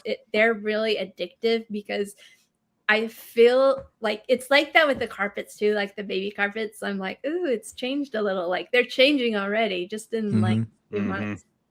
And but with the carpets, it lasts a lot longer. Like it lasts years where you're like, they're changing still, like, wow. Because it's like they turned green and the blue pattern is coming in. And it's like, I think carpets do this too, where they get like they go through when they're juvie, where like it happened around month 14. Mm-hmm. But they did it at different times. They didn't all turn green at the same time. It would be like they would turn green and they would basically like, oh, this is how it has blue pattern. But then they would just get all of a sudden this burst of saturated color where it looked so green. Like it looked like, remember the color of the old Philadelphia Eagles green jerseys when they used to be like actually green? Yeah. Like, freaking green like that. Like my my dad and my nephew came over and I was like, oh, come see my baby chondros. And I was like pulling open the tubs and they were looking at them. And there was this one that was it was one of the ones I put in the common like the not the top shelf side, but I pulled open the tub and it was so green. That was the one, and it didn't have very much blue pattern. That's why it was in that side. They were like, they both like said out loud, and these are not snake people, whoa, because it was so green. It was like the greenest thing you ever saw, and like this like dark green. And I thought, whoa, this one's like so green. I love it. I hope it stays, but it's like faded a little. It's like, oh, really? Yeah, they don't stay that. It's like you know how carpets will get that where they're like they're most beautiful. Like they get this, just they're more colorful. Like like at a 2-year-old, it's like, oh my god, and then it just kind of plateaus when they just kind of stop. And it's getting brighter, but they get bigger. It's like the tips of their scales, like they get all this green, and then like it kind of fades down, and like on the tip of their scale, on the outline of their scale, there's like this light part, so they're not as green anymore. Faded back. I don't know, like if they could stay that color, like I swear to God, everyone would want a green snake. I think there's a lot of people who are like, if green tree python, if you could like, can we just pause it? If you could click and stop the green tree python, like be like, and now make everything stop. People would have so many because they'd be like, yes, and then same thing with the carpets too. When you're like, holy shit! Like when they turn purple. Like, and it doesn't even photograph, and you're like, I swear it's lavender. I swear to God, it's gorgeous. And like, yeah, I love those times where it's like you're trying to capture it, and you just, no matter what you do, you just can't get it. You know, can't. It's the same. The white-lipped pythons, when they go, the southerns, when they go silver, like there are some that stay silver all the time, but like when they do that, you're just like, whoa, I was sure like that all the time. Do they change? They change, right? They have a change, right? Yeah, but I don't know. Have you noticed if the northerns do it, Owen? Because the northerns, well, the baby northerns come out like with no gold and spots, like speckles, so they look almost uniform, that's right. Which is why people are like, I can't tell the difference. It's like if you look hard enough, you can totally tell the difference between a southern and a northern. Yeah, you know, it's funny. I think the northerns come out darker. They do. Like, I think they do. Darker than the southerns. Yep, they're darker because like baby southerns are almost like gray, silvery kind of thing, and then they grow and they get their black. But northerns, I don't think they start getting their gold until they're like a year and a half in, and then either creeps up the sides, or then there are the ones that just go gold from the neck down that are absolutely gorgeous. I had one years ago. He was Did you gorgeous. Raise it from a baby? Yes. And it was like one day, all of a sudden, it was just neck down gold. And I'm like, Jesus Christ. And then, is that one that you had? That was Dash. Yeah, it was the one that Chris took. Yep. That's the one I love, was Dash. Man. That's the one. That was when Chris and I were building That's what broke me of white lips. Yep. Chris and I were building the projects, and we had males and we had females. And then Dash just became this gold monster. And we're like, oh my God, we have to find a female that goes with him. So we never bred him to anything or tried, because we kept trying to find a girl. And then Chris moved to like Indianapolis and all this other place. I think somewhere in one of those times he lost him, unfortunately. But I've seen a couple other golds that do that. The problem is, again, I think there's so many different things with northerns. Yeah, they're cool. I'm really like, I think I'm still a southern girl. But... That's fine. I like southerns better either. I like I've northerns. actually only had success with northerns. But you know what's really neat is the girl I got from you. Yeah. She has a lot of black on her lips. Like Right. she's got a really dark head and lots of black on her lips. And then the male I got from Ryan has a lot of white on his lips. So it's cool to see the two. Well, I think the Really problem neat. is that there's so many different little islands out there and so many different widespread pockets of northerns, and nobody ever paid attention. I think if we went like back in time, you'd find out northerns from this island or whatever have white on their eyes. These don't. Some of them have more gold, some of them have more black. But I think at a certain point it was gold, white lip, and they just kind of kept throwing them all in the same thing, and now they're all intermixed, and it doesn't really matter too much. But in the did you see the picture of that one southern in the Pythons of the World Volume 3 that has the weird? It's one that's like totally silver. It's silvered out, fired up. Yep. But its lips, they aren't like the bars. It's like they're squares, and they're like all like jumbled up, like going different directions. It's weird looking. I'm like, that one's weird. I think that they could have weird ones pop in and out, because it's like the same thing goes with, I don't think, I have to go downstairs and check, but I don't think any of my guys have like a couple white scales by their eyes of my golds, but I think their father does, but I don't think their mother doesn't. Oh, wow. So I have to go through and see what's going on with my two. I think Scott Borden had one that didn't have spots on its eyes. Yeah. I saw him post that he's like thinking of getting out of the hobby. I think he says he's out at this point, and he's going to do some like white lips?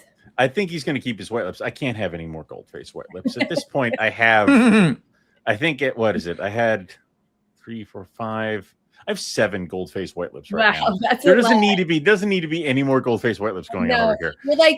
You're like, oh, I'm making some that don't have one little white scale in it. Yeah, I don't need to do that. We don't need to go that far. It has like this much gold instead of this much gold.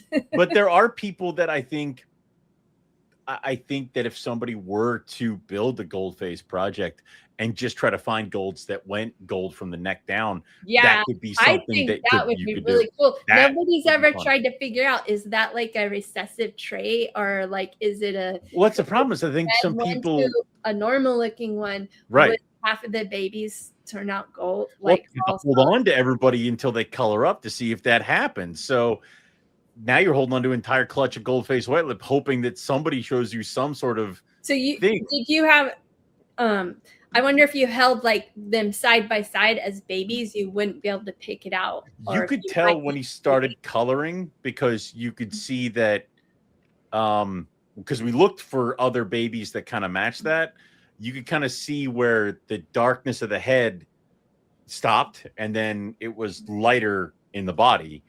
And then you were just hoping that it would gold up, but half the time it just kind of golded up to like it gold kind of creeped in on the sides, and then the black came in on the back. You know what I love about the northerns is how black their heads are, so inky black. Yep.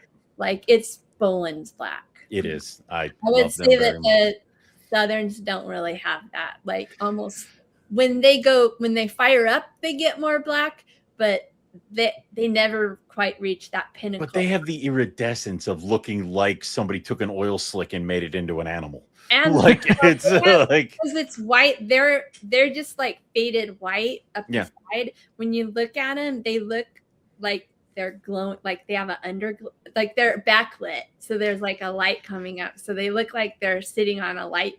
Like they have the same coloration of a great white shark. Like it's it's about the same personality. Yeah, exactly. What was the picture you guys were talking about in the book? I was the black face white lip. Southerns. Yep. Southerns. That has the blocks on his lips. It's let me see. I have the book right over there. It's like mine's over there. It's just out of reach. Like I can't. It's so close. The binding's broken on the. I broke it. Yeah, I know. It so many times. That's why I have it on digital. That's why I have I have 2 copies of Volume 1.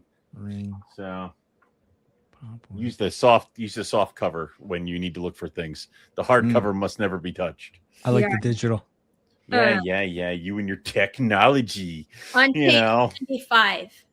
95. Yeah, I was just going to share it so people could see it. Or they can purchase the book at their local retailers or Amazon. It only costs like what, $2,000 at this point? Yeah, right. I don't know. Yeah, I they hope broke not. the binding. Oh crap! Do you see what I'm talking about? Oh, the Yes. lips.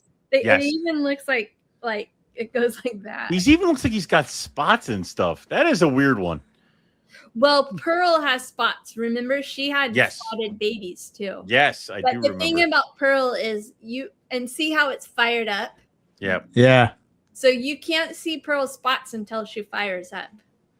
I will say that one of my olive pythons kind of has spots too, but none of her babies have ever had. They've all just looked like olive pythons. Somebody's going to breed their olives like years from now, and they're going to come out looking like children's pythons. Then I'm going to look like an asshole. So that's a cool snake. Yeah. So, I think wasn't there a picture of one of the red ones in this? I think so. I think that. They split it into. It's in the northern section on page 72. I think they split it in, like, wasn't that like the Bennett? He says, wondering, thinking. It says. So. That one? Yeah. 72. Yep. Yeah. So you can. So this is the interesting thing. So. I have a red one on loan. Yep. If you look at its head, it does look like a southern. If you ask me, from the shape of it. So what are you guys seeing that you're saying it's southern? Like what? Well, Owen, I think, kind of thinks it's a northern. There are two camps, and we are both on opposite ends. Okay. Lisa thinks it's a southern. I think it looks like a northern. Why? Look at the snout. It's thinner, and plus my northern male has that same exact kind of head. Okay, well, I think that head looks like a southern. I feel like it's not skinny. I feel like it's wider.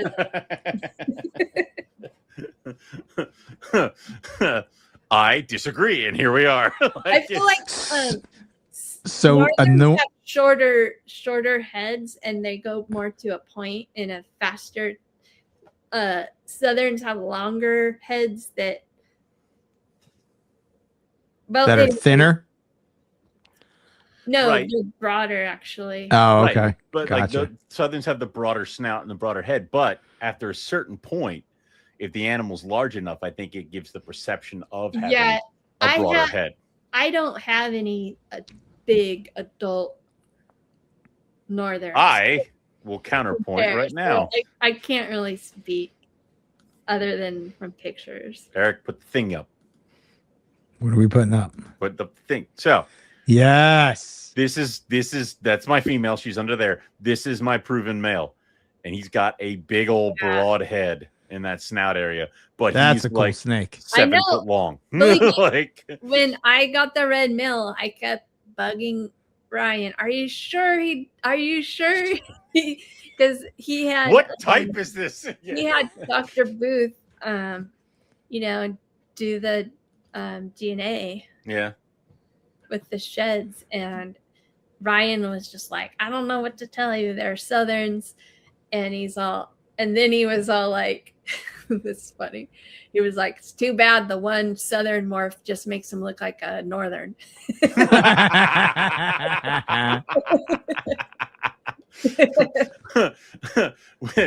And then yeah. The one mutation makes it look like the other one. Yeah. Son of a bitch. That sucks. It'd be like if the gold phase mutation was melanistic. It'd be like, well, what have we done here? Yeah. Like it's. Oh my god. But I'm really curious. I hope that someday I can make it happen.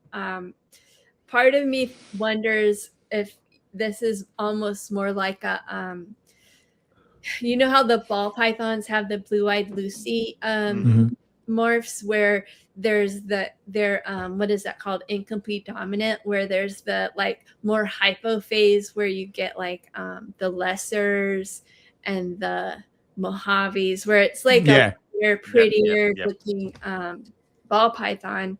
But then if you breed 2 of them together, you get a white snake. Yeah. Because there was a white southern found. Yes. And lost. Yeah, it was lost. It was lost in transit. It never made it to where it was supposed to go. It disappeared on the boat. Yeah, weird. That's Probably weird. kicked everyone's ass and then swam back to the. Yeah. That or the people who were selling it were like, "Oh, people are going nuts for this. Let's put this in a cage with other ones, and we'll come back later." I'm thinking like maybe it'll appear someday, you know. Maybe they just suck at breeding it, like they're trying to, but pets will emerge. I showed the picture to Ryan, and he's all, "That's a pet." I love Ryan so much. Wow. Ryan's good at crushing dreams. Like it's yeah. So the red one hasn't been bred yet, right? Like all in captivity. And if the DNA tried, I'm not the only one that's tried. Gotcha. No, it's made the rounds. But also if the DNA says southern, I go with the DNA. It's got to be a southern. So, but humans make mistakes. That's why I kept saying, "Are you sure that this is?" I'm not hanging my hat on that. That somebody messed up the DNA. Like I would rather do that rather than. But I'm just going with it. Either I'm just gonna keep trying as long as Alexa lets me, and try to figure it out. It's funny because she told me that he had apparently bred a ball python.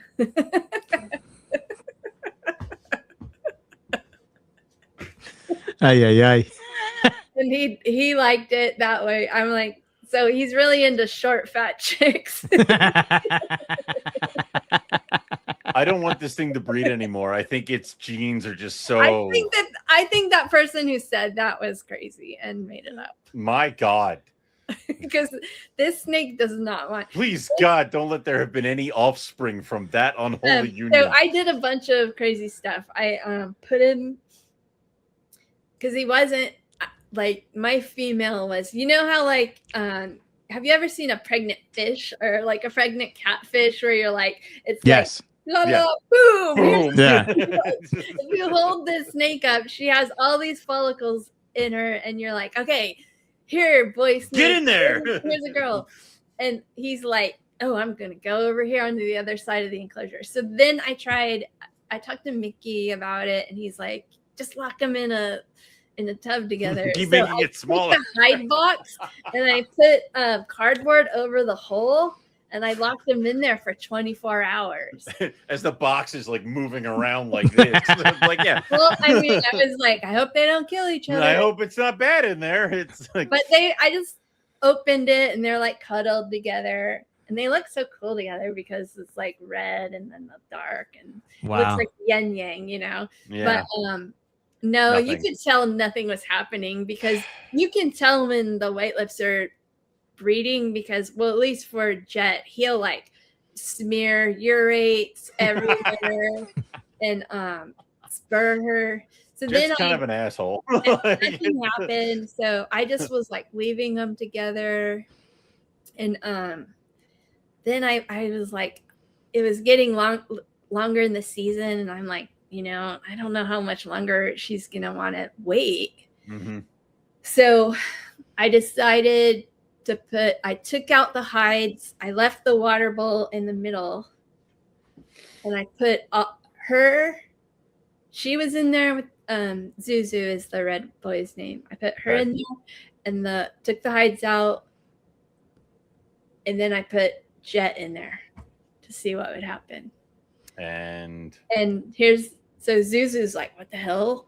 He gets up on the water bowl, and so his tail's wrapped around over here. And he's like, he just watches Jet goes in, like, right? Jet, you know, he knows what to do. He's like the girl. Not wasting any time. Right by Zuzu, straight over to Dreamy. And Dreamy's just watching him go by. And Jet, he doesn't like slither. He walks when there's a girl there. He struts up on his He walks down the road. Like, you ever see a snake walk? I have. Mm-hmm.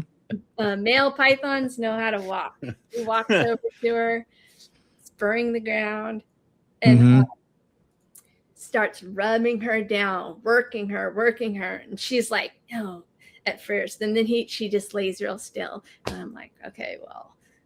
Clearly you're not doing anything. He's just watching them the whole time. And I'm like, I sat there and watched because, he almost was he got his tail position and he lifted her tail up and I just grabbed him. Hoping that the other one would go. No, that's not right. I decided I'm going to grab because he's just sitting. Zuzu's just watching. So I grabbed Dreamy away from Jet, right? Okay. And, I put her back into her enclosure because this was all going down in Zuzu's enclosure because I thought he's the one having more problems. Let me see if he'll be more comfortable in his enclosure. So I'd been trying to pair them in his enclosure. Let the other male come to his house. Then I left Jet in there with Zuzu, right? So just the two males were there together. Yeah. And Zuzu's still up on the water bowl. Jet is like, where the fuck did this? Where'd the female go? Like, what the hell? I was about. What happened? And she left. He's like looking for her, going all around, and I look over at Zuzu's tail. When the girl's gone, I see the tiniest little. He starts spurring, and I'm like, he's gay. Oh wow! Christ. Oh no! I don't think he's gay, but I think he was feeling like he was gonna look. So finally, after watching them, I'm watching them because I'm like, I'm not gonna let anything happen to Zuzu because he's very precious. Right. And so Jet finally gets up there on the water bowl with him, and they are like about to go cheek to cheek, and that thing you can see him tense up, like and they're I'm like, doing the twitch, start fighting. As soon as they got like that, I didn't let him fight. I just grabbed him. Yeah. And now, in hindsight, I think I should have let them fight because when I saw that little bit of spur, that was the challenge. Something up in him, he probably needed because I never got him to lock. He never. But even then, like that, just that little bit of a challenge, and then Jet coming over. If you had pulled Jet and then thrown Dreamy back in, I did. That's what you did. Okay. But what I'm saying is that I wish I should have let him get a little bit further. They weren't trying to bite each other. I should have just tried to see if they actually would have fought. Yeah.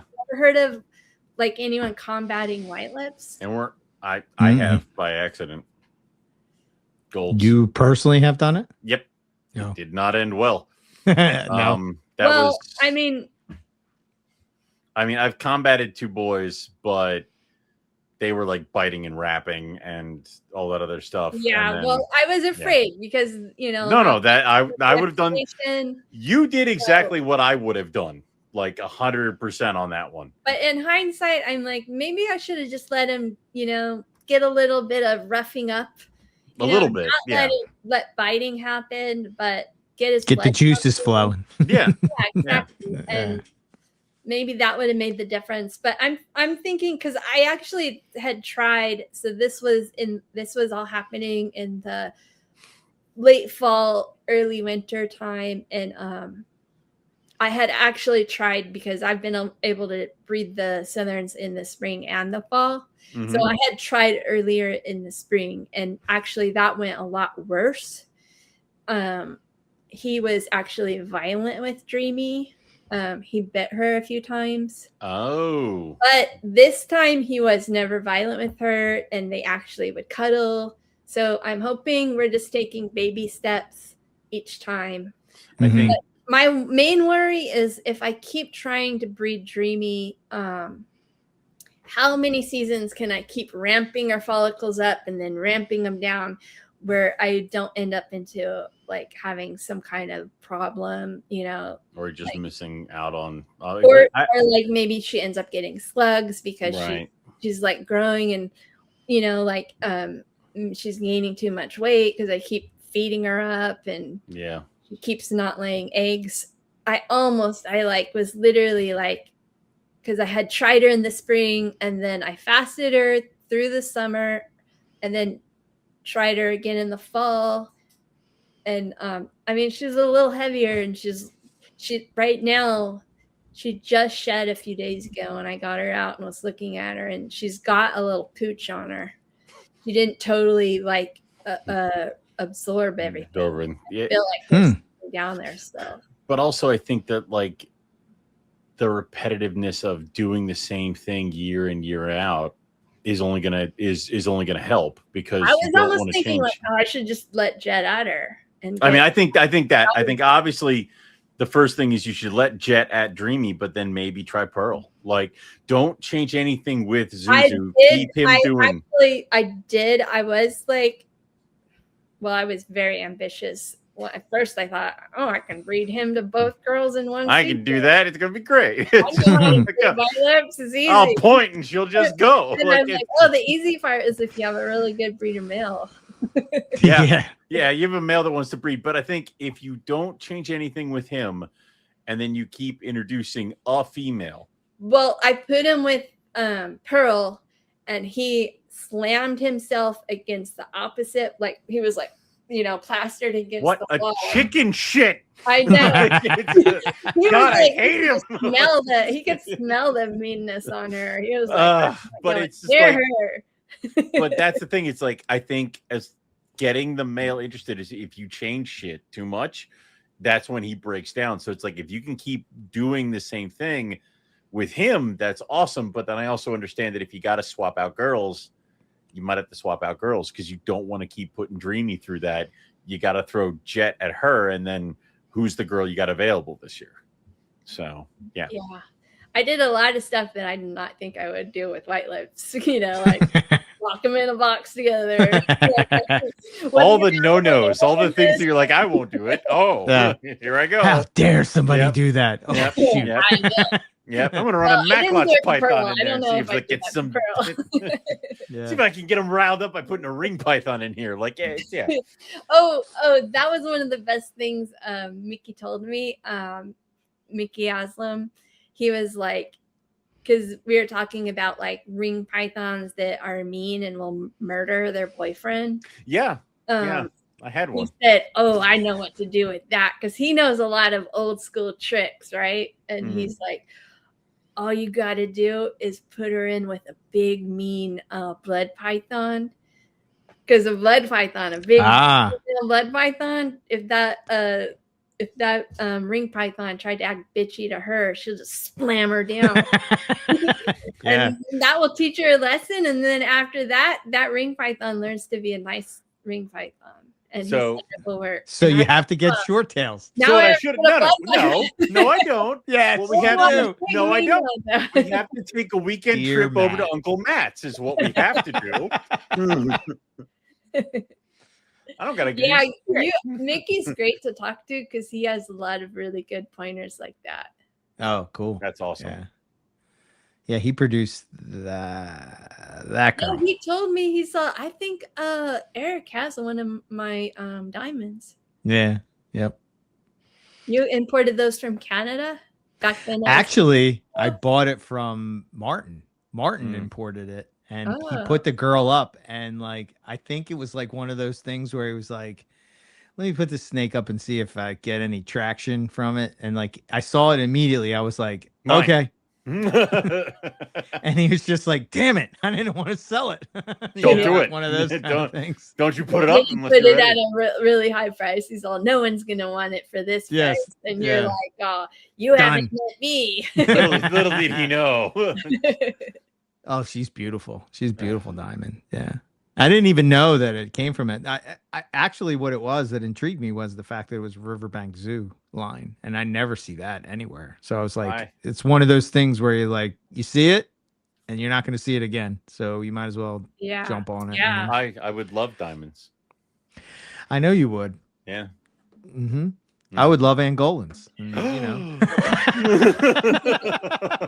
How's that feel? Ow!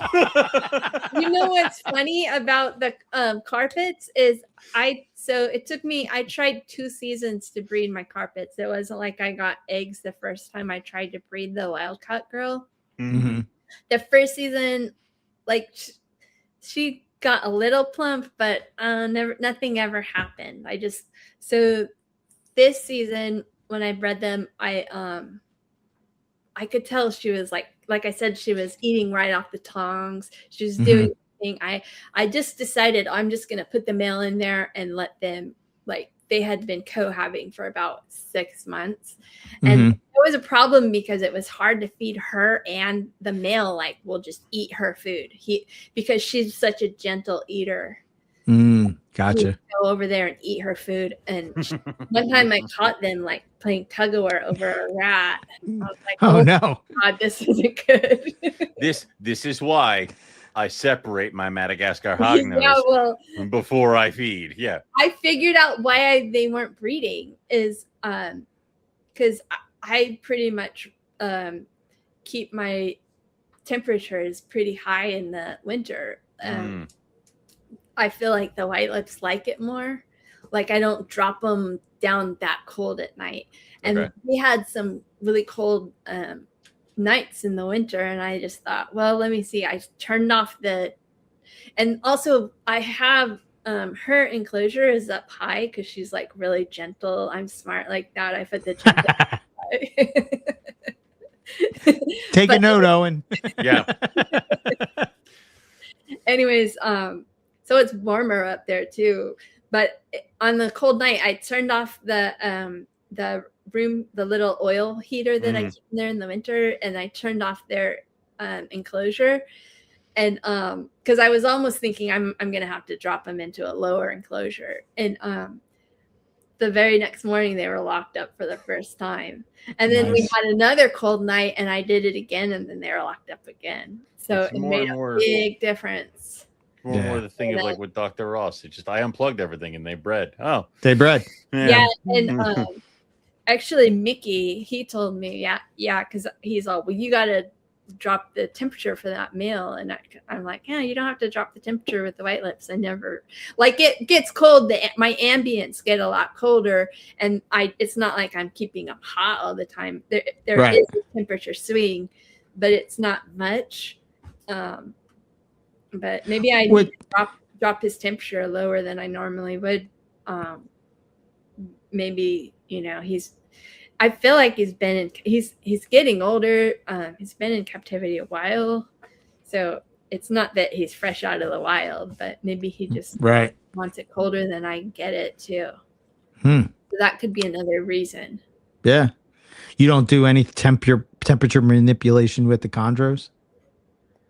Or do you? Well, I mean, so they're right there, and this is my living room. And okay, so it's just it gets cool at night. It gets down to 73, the ambience. They have a radiant heat panel at night.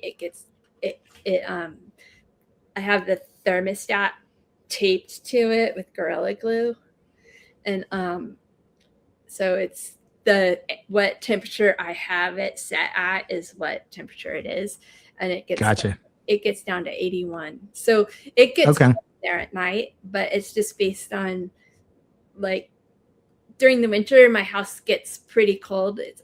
This is an old house. I think it's 100 years now. Oh, okay. It's pretty cold in the winter, just the draftiness, and then during the summer it gets pretty warm. Like when I'm at work during the day, I have the thermostat set to 83, so it gets hot in here. Oh wow! I tried to leave it. I was like, I'm just gonna sweat it out on the weekend, and I was like, fuck that, I'm turning that hot as hell.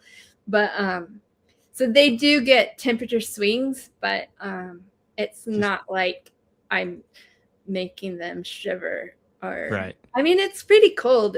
But for the most part, I think they mainly just want to be. We didn't even really talk about the temperatures, did we? Because for the babies, I set them up so that the hot spot in the tubs is like during the day, the hot spot's 87, and my ambients get pretty hot, so they get pretty toasty in there in the day, and then at night, I had it set at 82, and it was getting like cold in here, like at 73. but when I would temp gun them, like put the temp gun right on their body, like in the mornings it would be around 77 and maybe 76, but I think 77 is the low, and then but mainly around 78, and then during the afternoon it is like 83, 84, and the same thing with the adults. They mainly like to be like mid low 80s, like 82, 81, Gotcha. and but then they do, the male especially, he will go and get hot. Like he'll go bask. He likes to bask. The female generally, she likes to stay right in her favorite spot where she stays. Like she was kind of like she laid all the slugs. I don't remember I said she laid the slugs. So I was sure that it was like, oh, because I had been trying to breed her for 2 seasons, like straight. I kept trying, and she would swell up. I'd put the male in there. They'd lock up. She'd go up. She'd stop locking and go off food. And I think, oh, she's going to ovulate. But she wouldn't. She would just sit there and not eat and then go into shed and then reabsorb. And she kept doing that over and over. It was like it happened a few times. So I didn't think she was fat.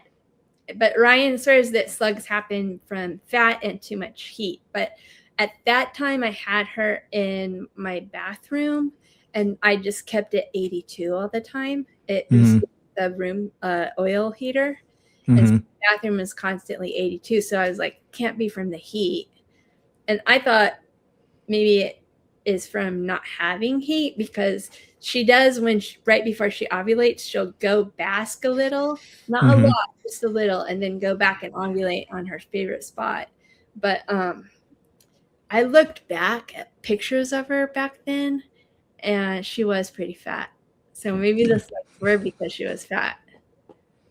Then maybe she wasn't ovulating because she didn't have a little extra heat, and she had slugs because she was too fat. Even though I thought she looked great, but then looking back at her, I was like, she is pretty fat compared to how she is now. Yeah, there's always that balance, right? You want the female to have just a little more weight than what you would need to get her through the season, and it seems like condors might be more sensitive to having that extra weight on them, because it seems like they lay a lot of slugs. Which I guess that would make sense. Yeah, they're kind of a thin-bodied snake. Carpets late? Do you guys get many slugs with your carpets? Not really. I mean, not really. I think I've had one clutch where I've had slugs. Other than that, I think occasionally you'll see a boob egg, but sometimes those boob eggs hatch. I don't know, man. Sometimes those weird ones, I'm like, there's no way. Yeah. But they're little tiny babies, right?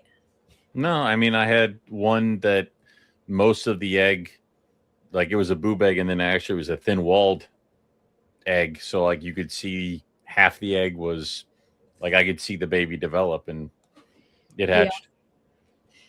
Well, now she's a lot thinner because I did it, because the last few times when she's had the slug, so she had almost all slugs. She had like 4 eggs, and then those didn't go the distance, even though they had veins. They eventually died, and then the second clutch with the 12 babies, half of the clutch was, she lays 20 every time. So 20 slugs or 20 or 10 eggs, and but I know this is going late. I'll go really quick. Sorry, guys. Yeah, no worries. No, it's good. Yeah. She now is really thin because I didn't feed her right away. She didn't want food right away, and then when I did, she finally wanted food. I just fed her small meals, but she's changed her behavior now, because she used to just sit in the back of in her favorite temperature and never come out. When she wanted food, she would just reach her head out to the front perch and put her head at the front while she's sitting in the back. No kidding. That's not a lot of movement. Now she comes out every night and hangs down like a normal chondro. So now because she wants food, because I don't think she'll go. I don't think she'll breed again. They just live together. Uh-huh. But if I don't feed her, she won't go because She won't go. she's a lot thinner now, Mm. and she's begging for food like almost every night. And when I do feed her, because the other thing that finally got her to go, I thought it was because I finally started feeding her big food. Mm-hmm. But maybe when I looked back at her, I was like, she was kind of fat, so it probably wasn't the food. It might have just been being in the bigger enclosure and being able to get warmer right before she ovulates, because she seems to do that every time. Interesting. Well, yeah, they do kind of seek that out when they're ovulating, right? Yeah, Pythons in general, right? They seek out the heat. It's easy to see with them because they're right in my living room, because I can see yeah. That's awesome. Yeah. All right. Owen, what do you got? A hot date or something? No, I gotta do kidding. some stuff. I'm just messing with you. I know. It was really fun coming on here and talking to you guys. Yeah, always awesome, a blast. every time. Your passion is infectious, Lisa, for sure. I love it. The only person who'll ever get me to consider green tree pythons. So that's saying that just happened. Yeah. So that's saying maybe if something. I ever have a red Biak, I'll send it to you. there you go. That'll do it. There you go. Yeah. If people probably know, but in case, how can they get in touch with you? Just look me up, Lisa Farinha, on social media, Instagram and Facebook mainly. Cool. Okay. Cool. All right. Thank you for coming on. Yeah. It's always a pleasure. And yeah, Owen, do you have anything closing remarks you want to say? Jump off. I'll see everybody at the August Hamburg Morgantown show. It's the only thing I got coming up. So yeah. Okay. There you go. Go ahead, Eric. If there's anything else you got to throw out there. No, just follow us, do the things, the things. Do the things and the stuff. Cool. Yeah. All right. All right. Thanks, everybody. We'll catch you next time for some more Morelia Python Radio. Good night.